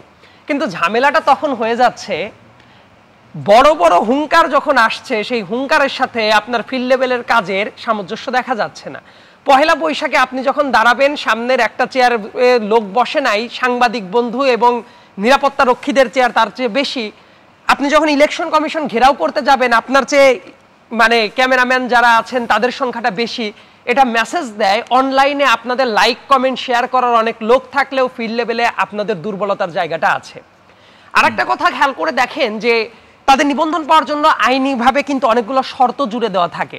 সেই শর্তটা পূরণ করার জন্য যে সময়টা ছিল, তারা ওই টাইম ফ্রেমের ভেতরে এটা করতে পারে নাই। এই জন্য তারা 2 মাসের সময় এক্সটেনশন চেয়েছিল। 2 মাসের ভেতরেও একটা লম্বা সময় চলে গেছে, সামনের অল্প কয়েকটা দিন আছে। আমার বারে বারে মনে হয় যে রাজনৈতিক ভিন্নতা থাকবে, তাদের অনেক মতের সাথে আমার মত মিলবে না, খুবই স্বাভাবিক। কিন্তু একটা দল হিসেবে তারা গড়ে উঠুক, এটা তো আমি সবসময় চাই। কিন্তু তারা কেন যেন মনে হয় যে অ্যাক্টিভিজমের জায়গাটা অনেক সিরিয়াসলি করে, রাজনীতির জায়গাটাতে তারা একটু দূরেই আছে। এটা করতে গিয়ে যেটা হবে, আলটিমেটলি মাঠের রাজনীতিটা তারা গুছিয়ে নিতে হয়তো বা সময় পাচ্ছে না, বা বিভিন্ন জায়গায়, এটা তো আমার নিজের কথা বলার কিছু নাই, মানে এনসিপির যারা কর্মী আছে, জামাত শিবিরের যারা কর্মী আছে, যখনই এই যে একটা আওয়ামী লীগ নিষিদ্ধ করার পরে, যখনই মাহফুজ আলমের স্ট্যাটাসের পরবর্তী সময়ে আমি দেখেছি, আমারই তো বিভিন্ন অ্যাঙ্গেলের বন্ধুরা ছিল উভয় উইংয়েরই, তাদের পাল্টাপাল্টি যখন স্ট্যাটাস দেখেছি, ওইটা দেখেছি জামাত শিবিরের যারা আছে তারা বলছে এরপর থেকে আর লোক সাপ্লাই দিব না, দেখি কি হয়। ওরাও বলছে ঠিক আছে, লোক সাপ্লাই না দিলে নিজেদের লোক যা আছে এটাই হোক। পাল্টাপাল্টি বিভিন্ন মানুষের কথাবার্তা ছিল, এবং এটা বাস্তবতা। রাজনীতির মাঠে দেখেন অ্যাক্টিভিজম দিয়ে আপনি অনেক লাইক কমেন্ট শেয়ার পাইতেই পারেন, কিন্তু মানুষ কি চায়? রাজনীতি করতে হলে মানুষের কাছে যাইতে হবে। আমার কাছে মনে হচ্ছে রাজনীতির জায়গাটা বাদ দিয়ে অনেক তাত্ত্বিক কাছালে তারা, কিন্তু এনসিপি তো গণসংযোগ করছে, মানুষের কাছে তো যাচ্ছে। This is not enough. আরো যে পরিমাণ হওয়ার কথা ছিল, আমার কাছে মনে হচ্ছে তারা ঢাকা ওরিয়েন্টেড এবং ইন পার্টিকুলার অফিসে বসে থেকে কাজ করার জায়গাটাতেই তারা বেশি ফোকাস করেছে। তবে রিসেন্ট সময়ে তারা 2টা জায়গায়, বিভিন্ন জায়গায় তারা ট্রাক নিয়ে বিভিন্ন জায়গায় যাচ্ছে। আমি বলবো এটা একটা পজিটিভ মুভ। আমি চাই যে তারা সামনের দিনে আরো অনেক বেশি যাক। সংকটের জায়গাটা কখন তৈরি হয়? যখন ফায়েজ ভাইও বলছিলেন যে মিল পাওয়া যায় কিনা, অনেক জায়গাতেই মিল পাওয়া যায়। তাদের যে কথা সরকারের সাথে কথার সাথে একেবারে একই টোনে অনেক জায়গায় মিলে যায়। একটা সুস্পষ্ট উদাহরণ বলি ফায়েজ ভাই, আশা করি আপনি ব্যাপারটা মিলিয়ে নিতে পারবেন। বিএনপির জায়গা থেকে এবং জামাতের জায়গা থেকে অভিযোগের জায়গাটা ছিল, উনি যখন পদত্যাগ করার মতো কথা বললেন, বিএনপি সুস্পষ্টভাবে বলেছে 4 দিন যাবত তার অ্যাপয়েন্টমেন্ট চাওয়ার পরেও অ্যাপয়েন্টমেন্ট দেওয়া হয় নাই, জামাতকে অ্যাপয়েন্টমেন্ট দেওয়া হয় নাই। কিন্তু যখন পদত্যাগের গুঞ্জনটা শোনা গেল, নাহিদ ইসলাম একটা পলিটিক্যাল দলের প্রধান হিসেবে, নাহিদ ইসলামকে আমি এই মুহূর্তে, ও কোন ক্যাপাসিটিতে বর্তমানে আছে, একটা পলিটিক্যাল দলের প্রধান, সে কিন্তু এখন আর অ্যাডভাইসর না, সে গণ অভ্যুত্থানের আলাদা যে শক্তি, অবশ্যই এটা চিরকালীন, কিন্তু ওই মুহূর্তে তার স্ট্যাটাসটা কি? অন্য দল যখন 4 দিন ধরে বলার পরে অ্যাপয়েন্টমেন্ট পাচ্ছে না, সে একটা সন্ধ্যাবেলায় আলাদাভাবে ইউনূস সাহেবের সাথে অ্যাপয়েন্টমেন্ট যে পেয়ে গেল, এই ব্যাপারটা কি তাকে একটু স্পেশাল ফেভার করাটা হলো না? পরের দিন 2 দিন পরে যদিও সব দলের সাথেই বসা হয়েছে, কিন্তু ওই যে আপনারা প্রথমেই বলছিলেন যে উনি পদত্যাগ করতে চাচ্ছেন, এটা কি একটা পলিটিক্যাল দলের কারো কাছ থেকে শোনাটা উচিত? উত্তর হলো না। এটা সম্ভবত এই যে এইটাই কিছু জায়গাতেই বিশ্বাসযোগ্যতার প্রশ্নটা আসে। তবে আমি কিন্তু এমন মানুষও না যে আমি মনে করি এই জন্য আর কোনোদিন এক হওয়াটা সম্ভবই না। এই ভুল বোঝাবুঝিটা কিছু থাকবে, কিন্তু ওই জায়গা থেকে এগিয়ে যাওয়ারও কারণ আছে। এবং আরেকটা কথা বলি, যখন একটা দল, আমি ওই আলোচনাটা টানতে চেয়েছিলাম কিন্তু মনে করলাম আমার যখন ফ্লোর আসবে তখনই আমি বলবো। এই যে রিজাইন্ডার দেওয়ার পত্রিকাগুলো ভুল করছে, অবশ্যই খুব বাজে একটা নজির স্থাপন করে ফেলেছে। কারণ অফিসিয়াল নোটিশটা যখন পড়া হলো খুবই ক্লিয়ার ছিল যে ওই মুজিবনগর সরকার যারা আছে তারা আসলে মুক্তিযোদ্ধার স্ট্যাটাসেই আছে। তাদের যদি রিজাইন্ডার দেওয়ার দরকার হয়, যখন প্রধান উপদেষ্টা জাপানে গিয়ে এই কথাটা বললেন এবং দেশে আসার পরে অন্যান্য রাজনৈতিক দল তার চোখের সামনে বলে গেল, তখন কি তার প্রেস উইং, এমনকি উনি নিজে, উনি কি এটা বলার চেষ্টা করেছেন একবারও যে কথাটা বলা হয়েছিল সেটা ভুল বলা হয়েছিল? তখন রিজাইন্ডার দেওয়ার জায়গাটা কিন্তু প্রত্যেকের জায়গা থেকেই আসতেই পারে, কিন্তু সেই ব্যাপারটা এখন পর্যন্ত আনফরচুনেটলি আসে নাই। What ever, coming back to NCP, আমি মনে করি যে ধরনের এই যে সংকটের জায়গাটা, এই সংকটের জায়গাটা কেটে যাওয়াটা সম্ভব। তারা রাজনীতির জায়গাতেই আসুক এবং বাংলাদেশে প্রত্যেকটা রাজনৈতিক দলের একটা প্রাণবন্ত রাজনীতি চলতে থাক। আওয়ামী লীগ যেহেতু নাই, বিএনপি বলেন, জামাত বলেন, এনসিপি বলেন, তারা নিজেদের মতো করে রাজনীতি করতে থাকে, এতে আমি কোনো সমস্যা দেখি না। ভিন্ন মত থাকবে কিন্তু একটা প্রপার ডেমোক্রেটিক প্রসেসে তারা রাজনীতিটা চালাতে থাকে। জি, অসংখ্য ধন্যবাদ সাইদ আব্দুল্লাহ। অধ্যাপক ডক্টর রেজওয়ানা করিম সিদ্দিকী ম্যাডাম, আসতে চাই যেখানে শেষ করলেন আমাদের সাইদ আব্দুল্লাহ, যে এই সংকটের যে নির্বাচন কেন্দ্রিক যে সংকট বা আলাপ আলোচনার যেটি আছে সেটি কেটে যাওয়া সম্ভব, কিন্তু সেই সম্ভবের উপায়গুলো, সেই আলোচনাগুলোর পূর্বাভাস সেটির কতটুকু লক্ষ্য করেছেন? আচ্ছা, না, প্রথম কথা হচ্ছে কি যে এটা কিন্তু খুব ভালো যে আমরা যে একটা বাহাস করছি, মানে ভিন্ন ভিন্ন মতের, এটা হচ্ছে সবচেয়ে পজিটিভ থিং। কিন্তু এই বাহাসের সূত্রেই আমি এই যে ফয়েজ আলমকে মানে একটা তো সাইদ আব্দুল্লাহ বললো, তারপর আমি আপনাদের একটু মনে করিয়ে দিতে চাই। দেখেন, আমি বা আপনি, আমরা তো বিশ্ববিদ্যালয়ের শিক্ষক, গবেষণা করি, পুরো উত্তরবঙ্গ ঘুরি, 2টা মানে গবেষণার ফান্ড থাকে হচ্ছে, আপনি খুব ভালো মতো জানেন আমাদের গবেষণার ফান্ড থাকে 10,000 20,000 টাকা। আমাদের কিন্তু কখনো সুযোগ হয় না যে হেলিকপ্টারে একটা সিট পাইছি আর পাশে বসে চলে গেছি, আমাদের কিন্তু এরকম সুযোগ হয় না। কিন্তু এনসিপির নেতাদের এরকম সুযোগ হয় যে রাষ্ট্রীয় সফরে উপদেষ্টা যাচ্ছেন, হেলিকপ্টারে একটা সিট ফাঁকা আছে, তারা উঠে গেছেন। আমি একটু ফেভারিটিজমের নমুনা দেখাচ্ছি আপনাদেরকে। আচ্ছা, দ্বিতীয় দেখেন, 144 ধারা সকলের জন্য সমান হওয়ার কথা, কিন্তু সেই 144 ধারা কেউ খাবে কেউ খাবে না, তা হবে না, তা হবে না, এটা তো হতে পারে না। আপনি 144 ধারা যখন এনসিপির নেতারা চলো এখন চলে যাই, ওখানে বসে পড়ে আমরা একটা আবদার নেই বা আমরা একটা দাবি নেই, তখন তাদেরকে সেখানের জন্য কিন্তু লাঠিচার্জ করে তুলে দেওয়া হয় না। কিন্তু আপনাদের মনে আছে যে আদিবাসী সংগঠন, বাম সংগঠন, তারা যখন নারী নির্যাতনের মতো বিষয় নিয়ে কথা বলতে যায়, তখন তাদেরকে কিন্তু লাঠিচার্জ করতে দেওয়া হয়, শিক্ষকদেরকেও করা হয়। তাহলে এই যে এই ব্যাপারগুলা খুব স্পষ্টত নাগরিক হিসেবে বিভাজন তৈরি করে। দেখেন, আমি কোনো দল নই, কাজেই আমার ব্যক্তিগত অবস্থান একটু পরিষ্কার করি। কাকে আপনি মামলা হয়েছে তাকে ছেড়ে দিচ্ছেন এবং এটা আপনি খুব বলে দিচ্ছেন, আমি নাগরিক হিসেবে মনে করি রাজনৈতিক নেতা হোক, দল হোক, এক্স হোক, ওয়াই হোক, জেড হোক, দাগি আসামি হোক, কাউকে মামলা থেকে এভাবে কথাবার্তা ছাড়া বেকসুর খালাস করা যায় না। এটা একটা বিচারিক প্রক্রিয়ার ব্যাপার। নাগরিক হিসেবে আমাদের জানতে পারার কথা যে কোন কোন লজিকে আপনি কাকে কাকে কিভাবে ছাড় দিলেন। এখন সেটা দিয়ে ইভেন সেটাও যদি আপনি করে থাকেন, যদি চাপে পড়ে, এটা খুব দুঃখজনক। কেন আপনি দাগি আসামিদেরকে কোনো চাপ ছাড়া ছেড়ে দিবেন? এটা তো হতে পারে না। এটা একটা বিচারিক প্রক্রিয়াতে হবে, যেটা স্বচ্ছতা থাকতে হবে, আইনি প্রক্রিয়ার মধ্যে দিয়ে যেতে হবে। এটা আমাদের জন্য আমরা নিউজ পেপারের মাধ্যমে জেনেছি যে বিভিন্ন জনকে এরকম ছেড়ে দেওয়া হয়েছে। তো এটাকে আমি ক্রেডিট না, ডিসক্রেডিট হিসেবে মনে করি। এটা হচ্ছে আরেকটা বিষয়। আচ্ছা, তারপর আপনি আরো দেখেন যে আমি এখন যেটা বুঝতে পারি, দেখেন আজকে মুক্তিযুদ্ধ নিয়ে যে ব্যাপারটা হয়েছে, আমি প্রয়াসে এটা বুঝতে পারছি না। এই সরকারটা, গভর্নমেন্টটা আসার পর থেকেই কতগুলো মীমাংসিত বিষয় নিয়ে সেটিকে নারচার করার একটা প্রবণতা আপনি লক্ষ্য করবেন। মানে মনে করেন কখনো জাতীয় সঙ্গীত, ঠিক আছে, কখনো দেখবেন যে 71 ভার্সাস 24, তার থেকেও গুরুত্বপূর্ণ এই মুহূর্তে আপনার এই যে পলিটিক্যাল ন্যারেটিভটা তৈরি হয়েছে না, আমার মনে হয় যে মুক্তিযোদ্ধা নিয়ে যে আলাপটা শুরু হয়েছে, এটার একটা অন্যতম উদ্দেশ্য হচ্ছে জুলাই সনদের ন্যারেটিভটা হাজির করা।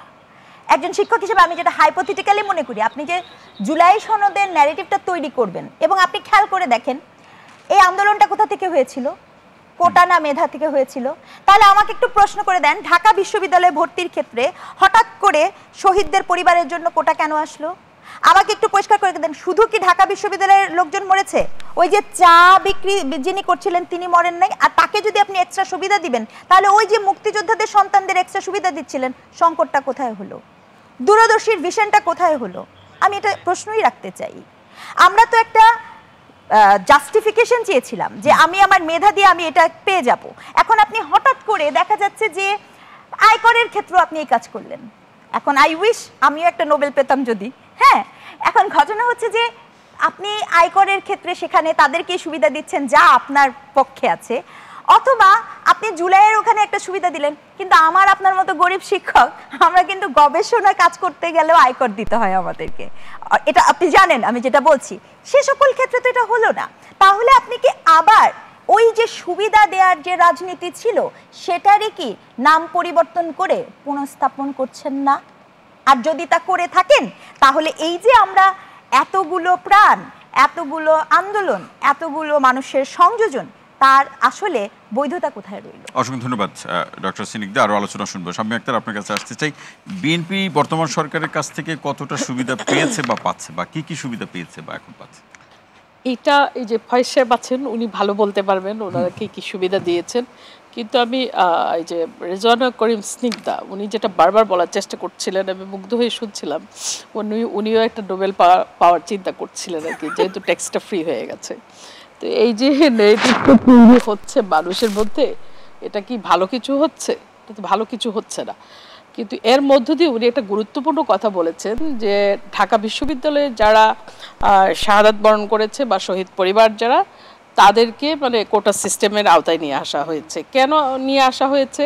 আমার কাছে মনে হয় যে যারা কোটা না মেধা এটার জন্য আন্দোলন করেছিল তারা এখন আর ওই জায়গায় নাই। তারা এখন সরকার চালায়, তারা এখন ক্ষমতাসীন দল হওয়ার স্বপ্ন দেখে, তারা এখন প্রধানমন্ত্রী হওয়ার স্বপ্ন দেখে।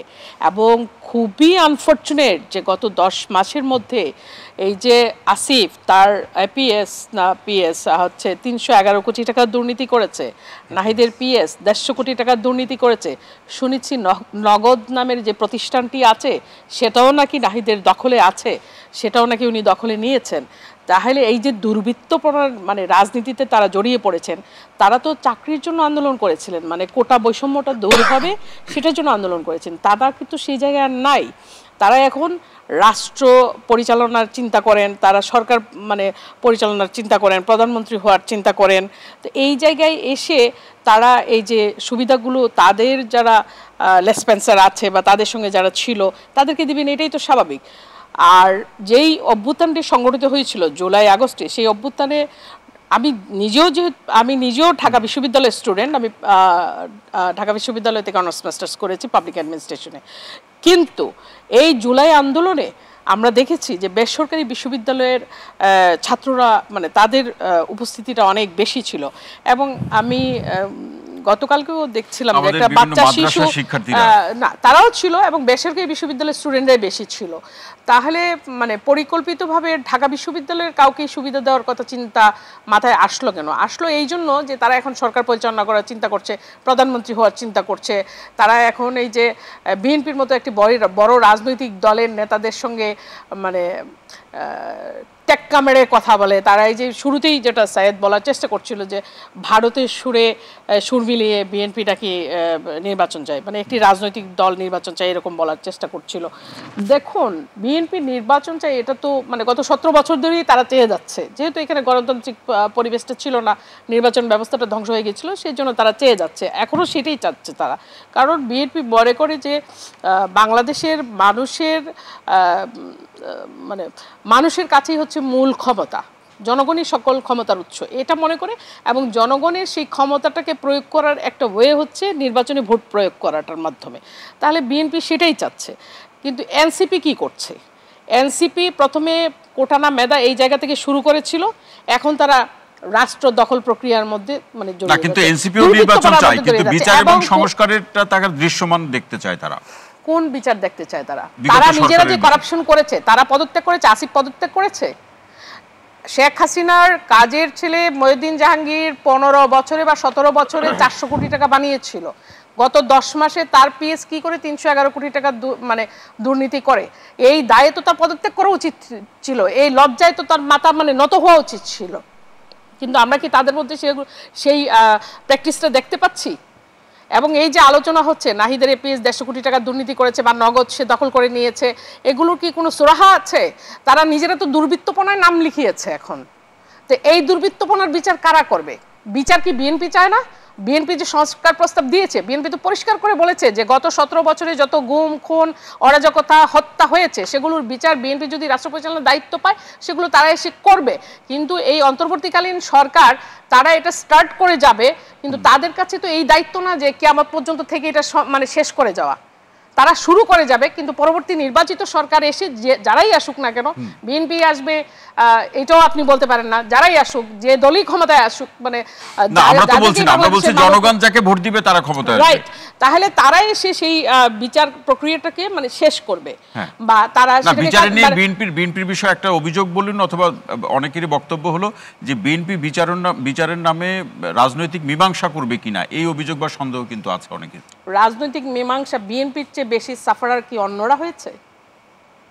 গত 17 বছরে আমরা যত মামলা খেয়েছি, আমরা যত জেল খেটেছি, আমাদের নেত্রী বিনা চিকিৎসায় ধুকে ধুকে মৃত্যুর দ্বারপ্রান্তে মানে উপনীত হয়েছেন, তাকে মানে মিথ্যা মামলা দিয়ে জেলখানায় ফেলে রাখা হয়েছে। এত নির্যাতন, এত নিপীড়ন বিএনপির মানে বিএনপির মতো আর কোনো রাজনৈতিক দলের নেতাকর্মীরা কি হয়েছে আপনি বলতে পারেন? তাহলে বিএনপি কোন জায়গাটায় মীমাংসা করবে? মীমাংসা করার জায়গাটা কোথায়? আমাদের ইলিয়াস আলী এখনো ফিরে আসেননি। আমাদের স্থায়ী কমিটির সদস্য সালাউদ্দিন সাহেব, ওনাকে মানে সীমান্ত পার করে অন্য একটা দেশে নিয়ে ফেলে রাখা হয়েছিল। এবং এত মামলা, আমাদের মহাসচিবের বিরুদ্ধে যত মামলা দেওয়া হয়েছে এবং যতবার তাকে জেলখানায় নিয়ে নিপীড়ন করা হয়েছে, অন্য কোনো রাজনৈতিক দল কি এত মানে ক্রাইসিসের মধ্য দিয়ে গিয়েছে, এত অত্যাচারের মধ্য দিয়ে গিয়েছে? তাহলে বিএনপি কোন জায়গাটায় মীমাংসা করবে? অন্য কোনো রাজনৈতিক দল এত নির্যাতনের শিকার হয়েছে? শাম্মী আপা তাহলে বলছেন যারা অভিযোগ করছে সেটি ভবিষ্যতে বিএনপি যদি ক্ষমতা আসে জনগণের ভোটে তেমনটি করবে না। যদি রাষ্ট্র পরিচালনার দায়িত্ব পায় তাহলে বিএনপি এই বিচার প্রক্রিয়াটাকে কন্টিনিউ করবে, যেটা এই সরকার শুরু করে গেছেন বা শুরু করেছেন, এটাকে বিএনপি কন্টিনিউ করবে এবং অবশ্যই অপরাধীদেরকে মানে শাস্তির আওতায় এনে আইনি প্রক্রিয়ার মধ্য দিয়ে মানে শাস্তিটাকে নিশ্চিত করা হবে। শাম্মী আক্তার, অসংখ্য ধন্যবাদ। রেজাউল করিম রনিবে আসতে চাই, তাহলে মীমাংসা কোন পথে?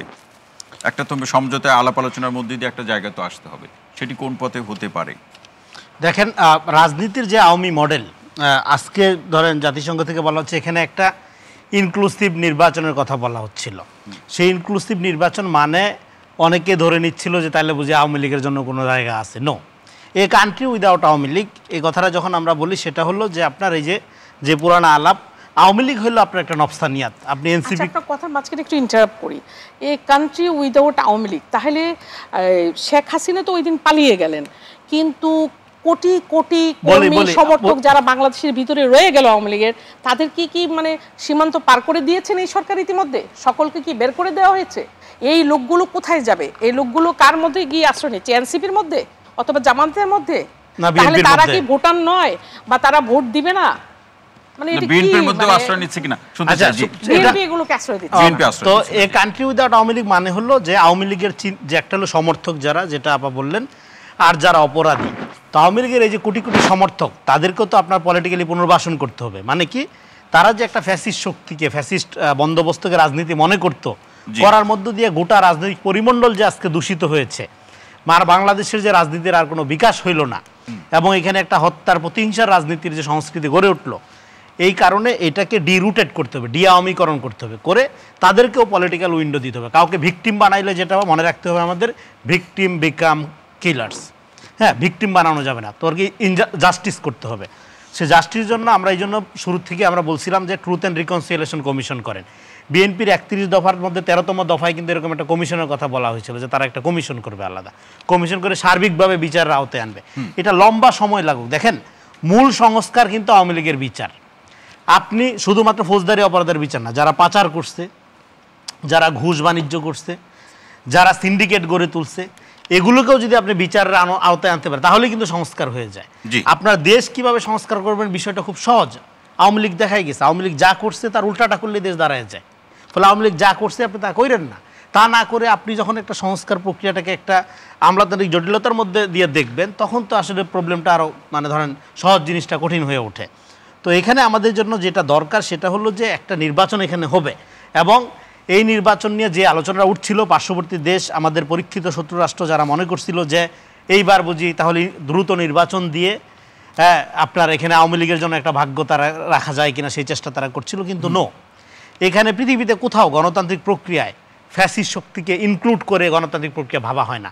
জার্মান দেশে আপনি হিটলারের নামও নিতে পারবেন না। হ্যাঁ, সো আমাদের এখানে তাও তো নাম নেওয়া যাচ্ছে। তো এই জন্য আপনার এখানে ইনক্লুসিভ ইলেকশন মানে হলো জনগণ ভোট দিতে পারে কিনা, গুরুত্বপূর্ণ কথা হলো নির্বাচন না। হাসিনাও কিন্তু নির্বাচন দিছে, উৎসবমুখর পরিবেশে আপনার নির্বাচন দেখছি, নকল সুরের গানে ঘরে থাকা যেত না। ফলে আপনার ভোটাধিকার লাগবে, এবং ভোটাধিকারটা জনগণের যে সার্বভৌম ক্ষমতা প্রয়োগের অধিকার, এবং একটা চোর বাটপার লোক টাকা দিয়ে ভোট কিনে যে খারাপ লোক এমপি হবে না, এই যে কালচার, এইটাকে আপনি কিভাবে ঠিক করবেন? এটাকে ঠিক করার জন্য আওয়ামী লীগ যেটা রাজনীতি শক্তি না, এই ধরনের মাসেল পাওয়ার, এই ধরনের ক্যাডার ভিত্তিক রাজনীতি, এগুলো যে রাজনীতি না, সেই এডুকেশনটা তো জনগণের মধ্যে নিয়ে যেতে হবে। এই জন্য 5 তারিখের পরের রাজনীতিটা হবে, এটা হলো আপনার কনস্ট্রাকটিভ পলিটিক্স। এখানে 100% বিরোধিতার রাজনীতি আর নাই, দরকার নেই। কারণ হলো 100% বিরোধিতার যে পরিবেশ, এটা তো এখন আর নাই। এখন আপনি দেশ পুনর্গঠন করবেন, এবং দেশ পুনর্গঠনের প্রধান শর্ত কি? প্রধান শর্ত হলো ঐক্য। ফলে ঐক্যের মধ্য দিয়ে আপনি এই ক্যাওয়াটিক কন্ডিশন, এটাকে আপনি পার করেন। পার করার মধ্য দিয়ে পরবর্তী সময়ে আপনি যখন একটা ডেমোক্রেটিক ভ্যালুজ এস্টাবলিশ করতে পারবেন নাগরিকদের মধ্যে, তখন আপনি রাজনৈতিক প্রতিপক্ষ, প্রতিযোগিতা এগুলো গড়ে তুলেন। কিন্তু এখন আপনার এই ক্যাওয়াটিক কন্ডিশনে আপনি যদি 100% বিরোধিতার জায়গা থেকে রাজনীতিটা করেন, তাহলে এইখানে আপনার শত্রুরা এখনও ইনট্যাক্ট আছে, তার পলিটিক্যাল ইকোনমি শক্তিশালী, বিদেশে পার্শ্ববর্তী দেশে সে আপনার খুব সুন্দর মতো অবস্থান করছে, এখানে কখন অস্থিরতা তৈরি করা যায়। ফলে আপনার শত্রুকে সহযোগিতা করার সমস্ত আয়োজন আপনারা কেন করতেছেন? আপনারা যারা রাজনৈতিক দল এনাফ আপনারা সাফার করেছেন, বাংলাদেশের রাজনৈতিক বিকাশ 15 বছর 16 বছর আটকায় ছিল। এখন আপনি গণতান্ত্রিক প্রক্রিয়া যাবেন, সেখানে ভোটাধিকারের কথা বলতে হবে কিনা? এটা তো প্রাইমারি। ভোট ছাড়া গণতন্ত্র পৃথিবীর কোন মডেলে হয়?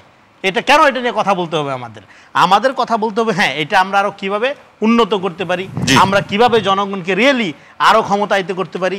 ক্ষমতার সাথে দল বা সিন্ডিকেটের না, সরাসরি মানুষের, নাগরিকদের যে সংযোগটা কিভাবে ঘটানো যায়, সেইগুলো নিয়ে আমাদের আলাপ হবে। সেগুলো নিয়ে আলাপ হবে।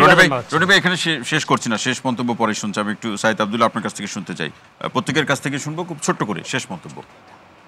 ঈদের পরের রাজনীতি যে জায়গা থেকে শুরু হয়েছিল, আমার কাছে মনে হয় ঈদের পরের রাজনীতিটা যে জায়গায় আসা উচিত, রাজনৈতিক দল এবং সরকার এই দুইটা জায়গায় প্রত্যেকেরই কিছু কিছু ছাড় দিয়ে কতটা জায়গায় ঐক্যমত হতে পারে সেই জায়গাটার দিকে চলে যাওয়া উচিত। ইলেকশন নিয়ে অনেক বেশি ডামাডোলের আর নাটকীয়তার কোনো দরকার নাই। সেটা খুবই ফিক্সড একটা ডেডলাইনের দিকে যদি চলে আসে, আমার মনে হয় যে অনেক সংকটেরই সমাধানটা হয়ে যাবে। জি, সাইদ আব্দুল্লাহ, অসংখ্য ধন্যবাদ। রাশেদ খান আসতে চাই, তাহলে ঈদের পরে যদি আমরা একটু বোঝার চেষ্টা করি যে আসলে কি হতে যাচ্ছে রাজনীতিতে। দেখেন, সরকার যদি ঈদের আগেই মূলত সরকার যদি জাতীয় সংলাপের পরে নির্বাচন, সংস্কার এবং বিচারের রোডম্যাপ প্রকাশ করতো, যদিও বিচারের রোডম্যাপ প্রকাশ করা যায় না, তারপরে দলগুলো দাবি জানিয়েছে, তাহলে সেটি আসলে ভালো হতো। এবং সরকার যদি ঈদের পরপরই তার যে কর্মদিবস শুরু হবে, তখন যদি আসলে রোডম্যাপ প্রকাশ না করে, তাহলে আন্দোলন হবে। আমি আরেকটি গুরুত্বপূর্ণ বিষয় বলতে চাই। দেখেন, আজকে জাতিসংঘে যিনি আবাসিক সমন্বয়কারী রয়েছেন গয়েন লুইস, তিনি কি বলেছেন? তিনি বলেছেন যে মানবিক করিডোর নিয়ে জাতিসংঘ এই বাংলাদেশের সরকারের সাথে কোনো কাজ করেনি, মূলত বাংলাদেশের সরকারই এই বিষয়টা নিয়ে অন্য কোনো দেশের সাথে কাজ করেছে। তার মানে কি, সরকার যে মিথ্যাচার করেছে বিভিন্ন বিষয়ে, এগুলো কিন্তু আমাদের সামনে ডে বাই ডে পরিষ্কার হচ্ছে। রাশেদ খান, অসংখ্য ধন্যবাদ। ফয়েজ আহমেদ, ফয়েজ ভাই, জি, শেষ মন্তব্য। জি, দৈনিক প্রথম আলোতে প্রকাশিত সংবাদ যে মানবিক করিডোর নিয়ে সরকার কাজ করেনি, এই যে মিসকোট। দেখুন, সংশোধনী প্রথম আলো বলছে, এই প্রতিবেদন প্রথম প্রকাশের সময় 4 জুন 2025 সন্ধ্যা 6:06। আমাকে শেষ করতে দিতে হবে। জাতিসংঘের আবাসিক সমন্বয়কারী গোয়েন লুইসকে উদ্ধৃতি করে বলা হয়েছিল, বাংলাদেশের মধ্য দিয়ে রাখাইনে মানবিক সহায়তার জন্য করিডোর প্রতিষ্ঠায় কাজ করছিল বাংলাদেশ সরকার, কিন্তু এই প্রক্রিয়া জাতিসংঘ জড়িত নয়। এখানে অসাবধানতাবশত করিডোর প্রতিষ্ঠা নিয়ে যে আলোচনা, তার পরিবর্তে করিডোর নিয়ে বাংলাদেশ সরকারের কাজ করার কথা বলা হয়েছিল, বিষয়টি বুঝতে পেরে বক্তব্যটি সংশোধন করা হলে এই জন্য আমরা দুঃখ প্রকাশ করছি। এটা কাগজ তার সংশোধন দিয়েছে, আপনার সুবিধা হবে। যাই হোক, আমি এখানে জাস্ট দুইটা বিষয় বলি। একটা হচ্ছে যে আপা বলছে যে মামলা প্রত্যাহার, ঠিক কোন কোন মামলা প্রত্যাহার কিভাবে হয়ে যাচ্ছে শুনছেন, এটা আইনি প্রক্রিয়ার মধ্যে হওয়া উচিত। এখন পর্যন্ত আইনি প্রক্রিয়ার বাইরে একটি মামলা প্রত্যাহার হওয়ার আসলে কোন সুযোগ, আইনের স্টুডেন্ট আছেন, আইনি প্রক্রিয়া, মামলা প্রত্যাহারের আইনি অনেকগুলি প্রক্রিয়া আছে। এক্সিকিউটিভ অর্ডারে বদলি না, এখন এটা আমি জানি না, মানে আপার এটা মনে হয় থেকে বলছি হয়তো ডিএমপি নির্দেশনা থাকার পরেও ইন্টারকন্টিনেন্টাল যমুনার সামনে কেউ আন্দোলন করছে, অন্য কেউ করতে পারছে না, ওটা হচ্ছে অন্য আরেকটা ইস্যু, মামলার একটা ইস্যু তুলছেন, আমি সেটা বলছি। আর শেষ, মুক্তিযুদ্ধের বিষয় নিয়ে, যে গেজেটের বিষয় নিয়ে বলছিলেন যে সরকার এই অমীমাংসিত বিষয়ে হাত দিচ্ছে কেন? আসলে আমাদের কাছে এভাবে মনে হয় অনেক কিছু, সরকার অমীমাংসিত বিষয়ে হাত দেয়নি, অমীমাংসিত বিষয়কে অমীমাংসিত জায়গায় নিয়ে গেছে। 2018 এবং 2012 সালে আওয়ামী লীগ এই আইনকে সংশোধন করে প্রচুর মুক্তিযোদ্ধা তৈরি করেছিলেন। পূর্বের যে সংজ্ঞা মুক্তিযুদ্ধের 1972 সালে যে সংজ্ঞা, সরকার সংশোধন করে সেই জায়গায় শুধু ফেরত গেছেন, এর বাইরে কিছু। অসংখ্য ধন্যবাদ ফয়েজ ভাই। ডক্টর সিনিকদা, আচ্ছা, না আমার প্রতি কথা এতটুকুই ছিল যে আমি মনে করি এই সরকারের কাছে অনেক গুরুত্বপূর্ণ ইস্যু আছে যেটা ইমিডিয়েট সলভ দরকার, সেদিকে নেওয়া উচিত। সেটা একটা কথা বলবো, কোনো কিছুই সম্ভব হবে না যদি আপনি মবকে না নিয়ন্ত্রণ করতে পারেন। কোনোভাবেই সম্ভব না। সামনে জুলাই আসছে এবং 5ই আগস্ট আসছে, আপনারা দেখেছেন যে এর আগে 6 মাসের কি হচ্ছে। যদি এই সরকার মবকে না নিয়ন্ত্রণ করতে পারে, কি নির্বাচন, কি প্রশাসন, কি আইন শৃঙ্খলা, কোনো কিছুই ঠিক হবে না। অসংখ্য ধন্যবাদ। রনি ভাই, শেষ লাইন কি যুক্ত করবেন? শেষ লাইন হলো, দেখেন আমাদের একটা রাজনীতি লাগবে এবং রাজনৈতিক সমাধান রাজনীতিকে পাশ কাটিয়ে অন্য কোনোভাবে করার চেষ্টা করা ডেঞ্জারাস, এটা করতে দেওয়া যাবে না। আমি এটাই বলবো যে সরকারের শুভবুদ্ধির উদয় হবে এবং অবশ্যই তারা গণতান্ত্রিক উত্তরণের পথে এগিয়ে যাবেন এবং একটি নির্বাচনী রোডম্যাপ ঘোষণা করবেন। এবং মব নিয়ে যে কথাগুলো হচ্ছিল, শুধুমাত্র এনসিপি মব করতে পারবে, অন্যরা কেউ করতে পারবে না, এই নিয়ম থেকে বের হয়ে আসতে হবে। আইন সকলের জন্য সমান, ওই জায়গাটায় আমাদেরকে ফেরত যেতে হবে। কেউ কেউ এক্সট্রা ফেভার পাবেন আর কেউ কেউ পাবেন না, যেটা উনি বলছিলেন যে কেউ খাবে কেউ খাবে না, তা হবে না। ওই মূল কথা হচ্ছে যে ওনারা এনসিপিকে এক্সট্রা ফেভার দিবেন আর অন্যান্য রাজনৈতিক দলকে ইগনোর করবেন, এটার কোনো সুযোগ নাই। এবং বাংলাদেশকে অবশ্যই গণতান্ত্রিক প্রক্রিয়ার দিকে ফেরত যেতে হবে, নির্বাচনের রোডম্যাপ ঘোষণা করতে হবে। এটাই শেষ কথা। এটাই শেষ কথা। জি, সেটা হলো, দেখেন যেটি নাহিদ ইসলাম বলেছেন যে ভারত নির্বাচন চায়, ভারতের সাথে সুর মিলিয়ে কোনো দল নির্বাচন চাচ্ছে। দেখেন ভারত কি ধরনের নির্বাচন চায়? ভারত চায় যে একটি ইনক্লুসিভ নির্বাচন যেখানে আওয়ামী লীগ যুক্ত হবে। আওয়ামী লীগকে তো এখানে আমরা যারা আছি কেউ চায় না, বিএনপিও চায় না, অর্থাৎ নাহিদ ইসলামের কথা কিছু যুক্ত করা বলতে একটা বিষয় বলি। ধরেন আজকেও আমরা পুরো বিষয়টা শুধু রাজনৈতিক নির্বাচন নিয়ে, অনিশ্চয়তা নিয়ে কত কথা বললাম না, এই অনিশ্চয়তা দেখতে আমরা পছন্দ করি। আজকে যদি আপনি দেখেন যে একটি অত্যন্ত গুরুত্বপূর্ণ বিষয়, গুম সংক্রান্ত কমিশন একটা প্রতিবেদন জমা দিয়েছে। একটা সিম্পলি বিষয়, অনেক বর্বরতা, অনেক রোমহর্ষক ঘটনা আছে। শুধু একটা বলি, প্রেমিকা কেন নেই, সেজন্য গুম হয়েছে মানুষ। অসংখ্য ধন্যবাদ। আজকের আলোচনায় সম্মানিত আলোচক হিসাবে যারা উপস্থিত ছিলেন, আপনাদের সবাইকে অসংখ্য ধন্যবাদ জানাচ্ছি এবং একই সাথে বলতে চাই যে যেখান থেকে বসে আজকের এই আলোচনা দেখেছেন, শুনেছেন, আপনাদেরকেও অসংখ্য ধন্যবাদ এবং কৃতজ্ঞতা জ্ঞাপন করে আজকের মতো এখানেই শেষ করছি। সবাই ভালো থাকুন, সুস্থ থাকুন।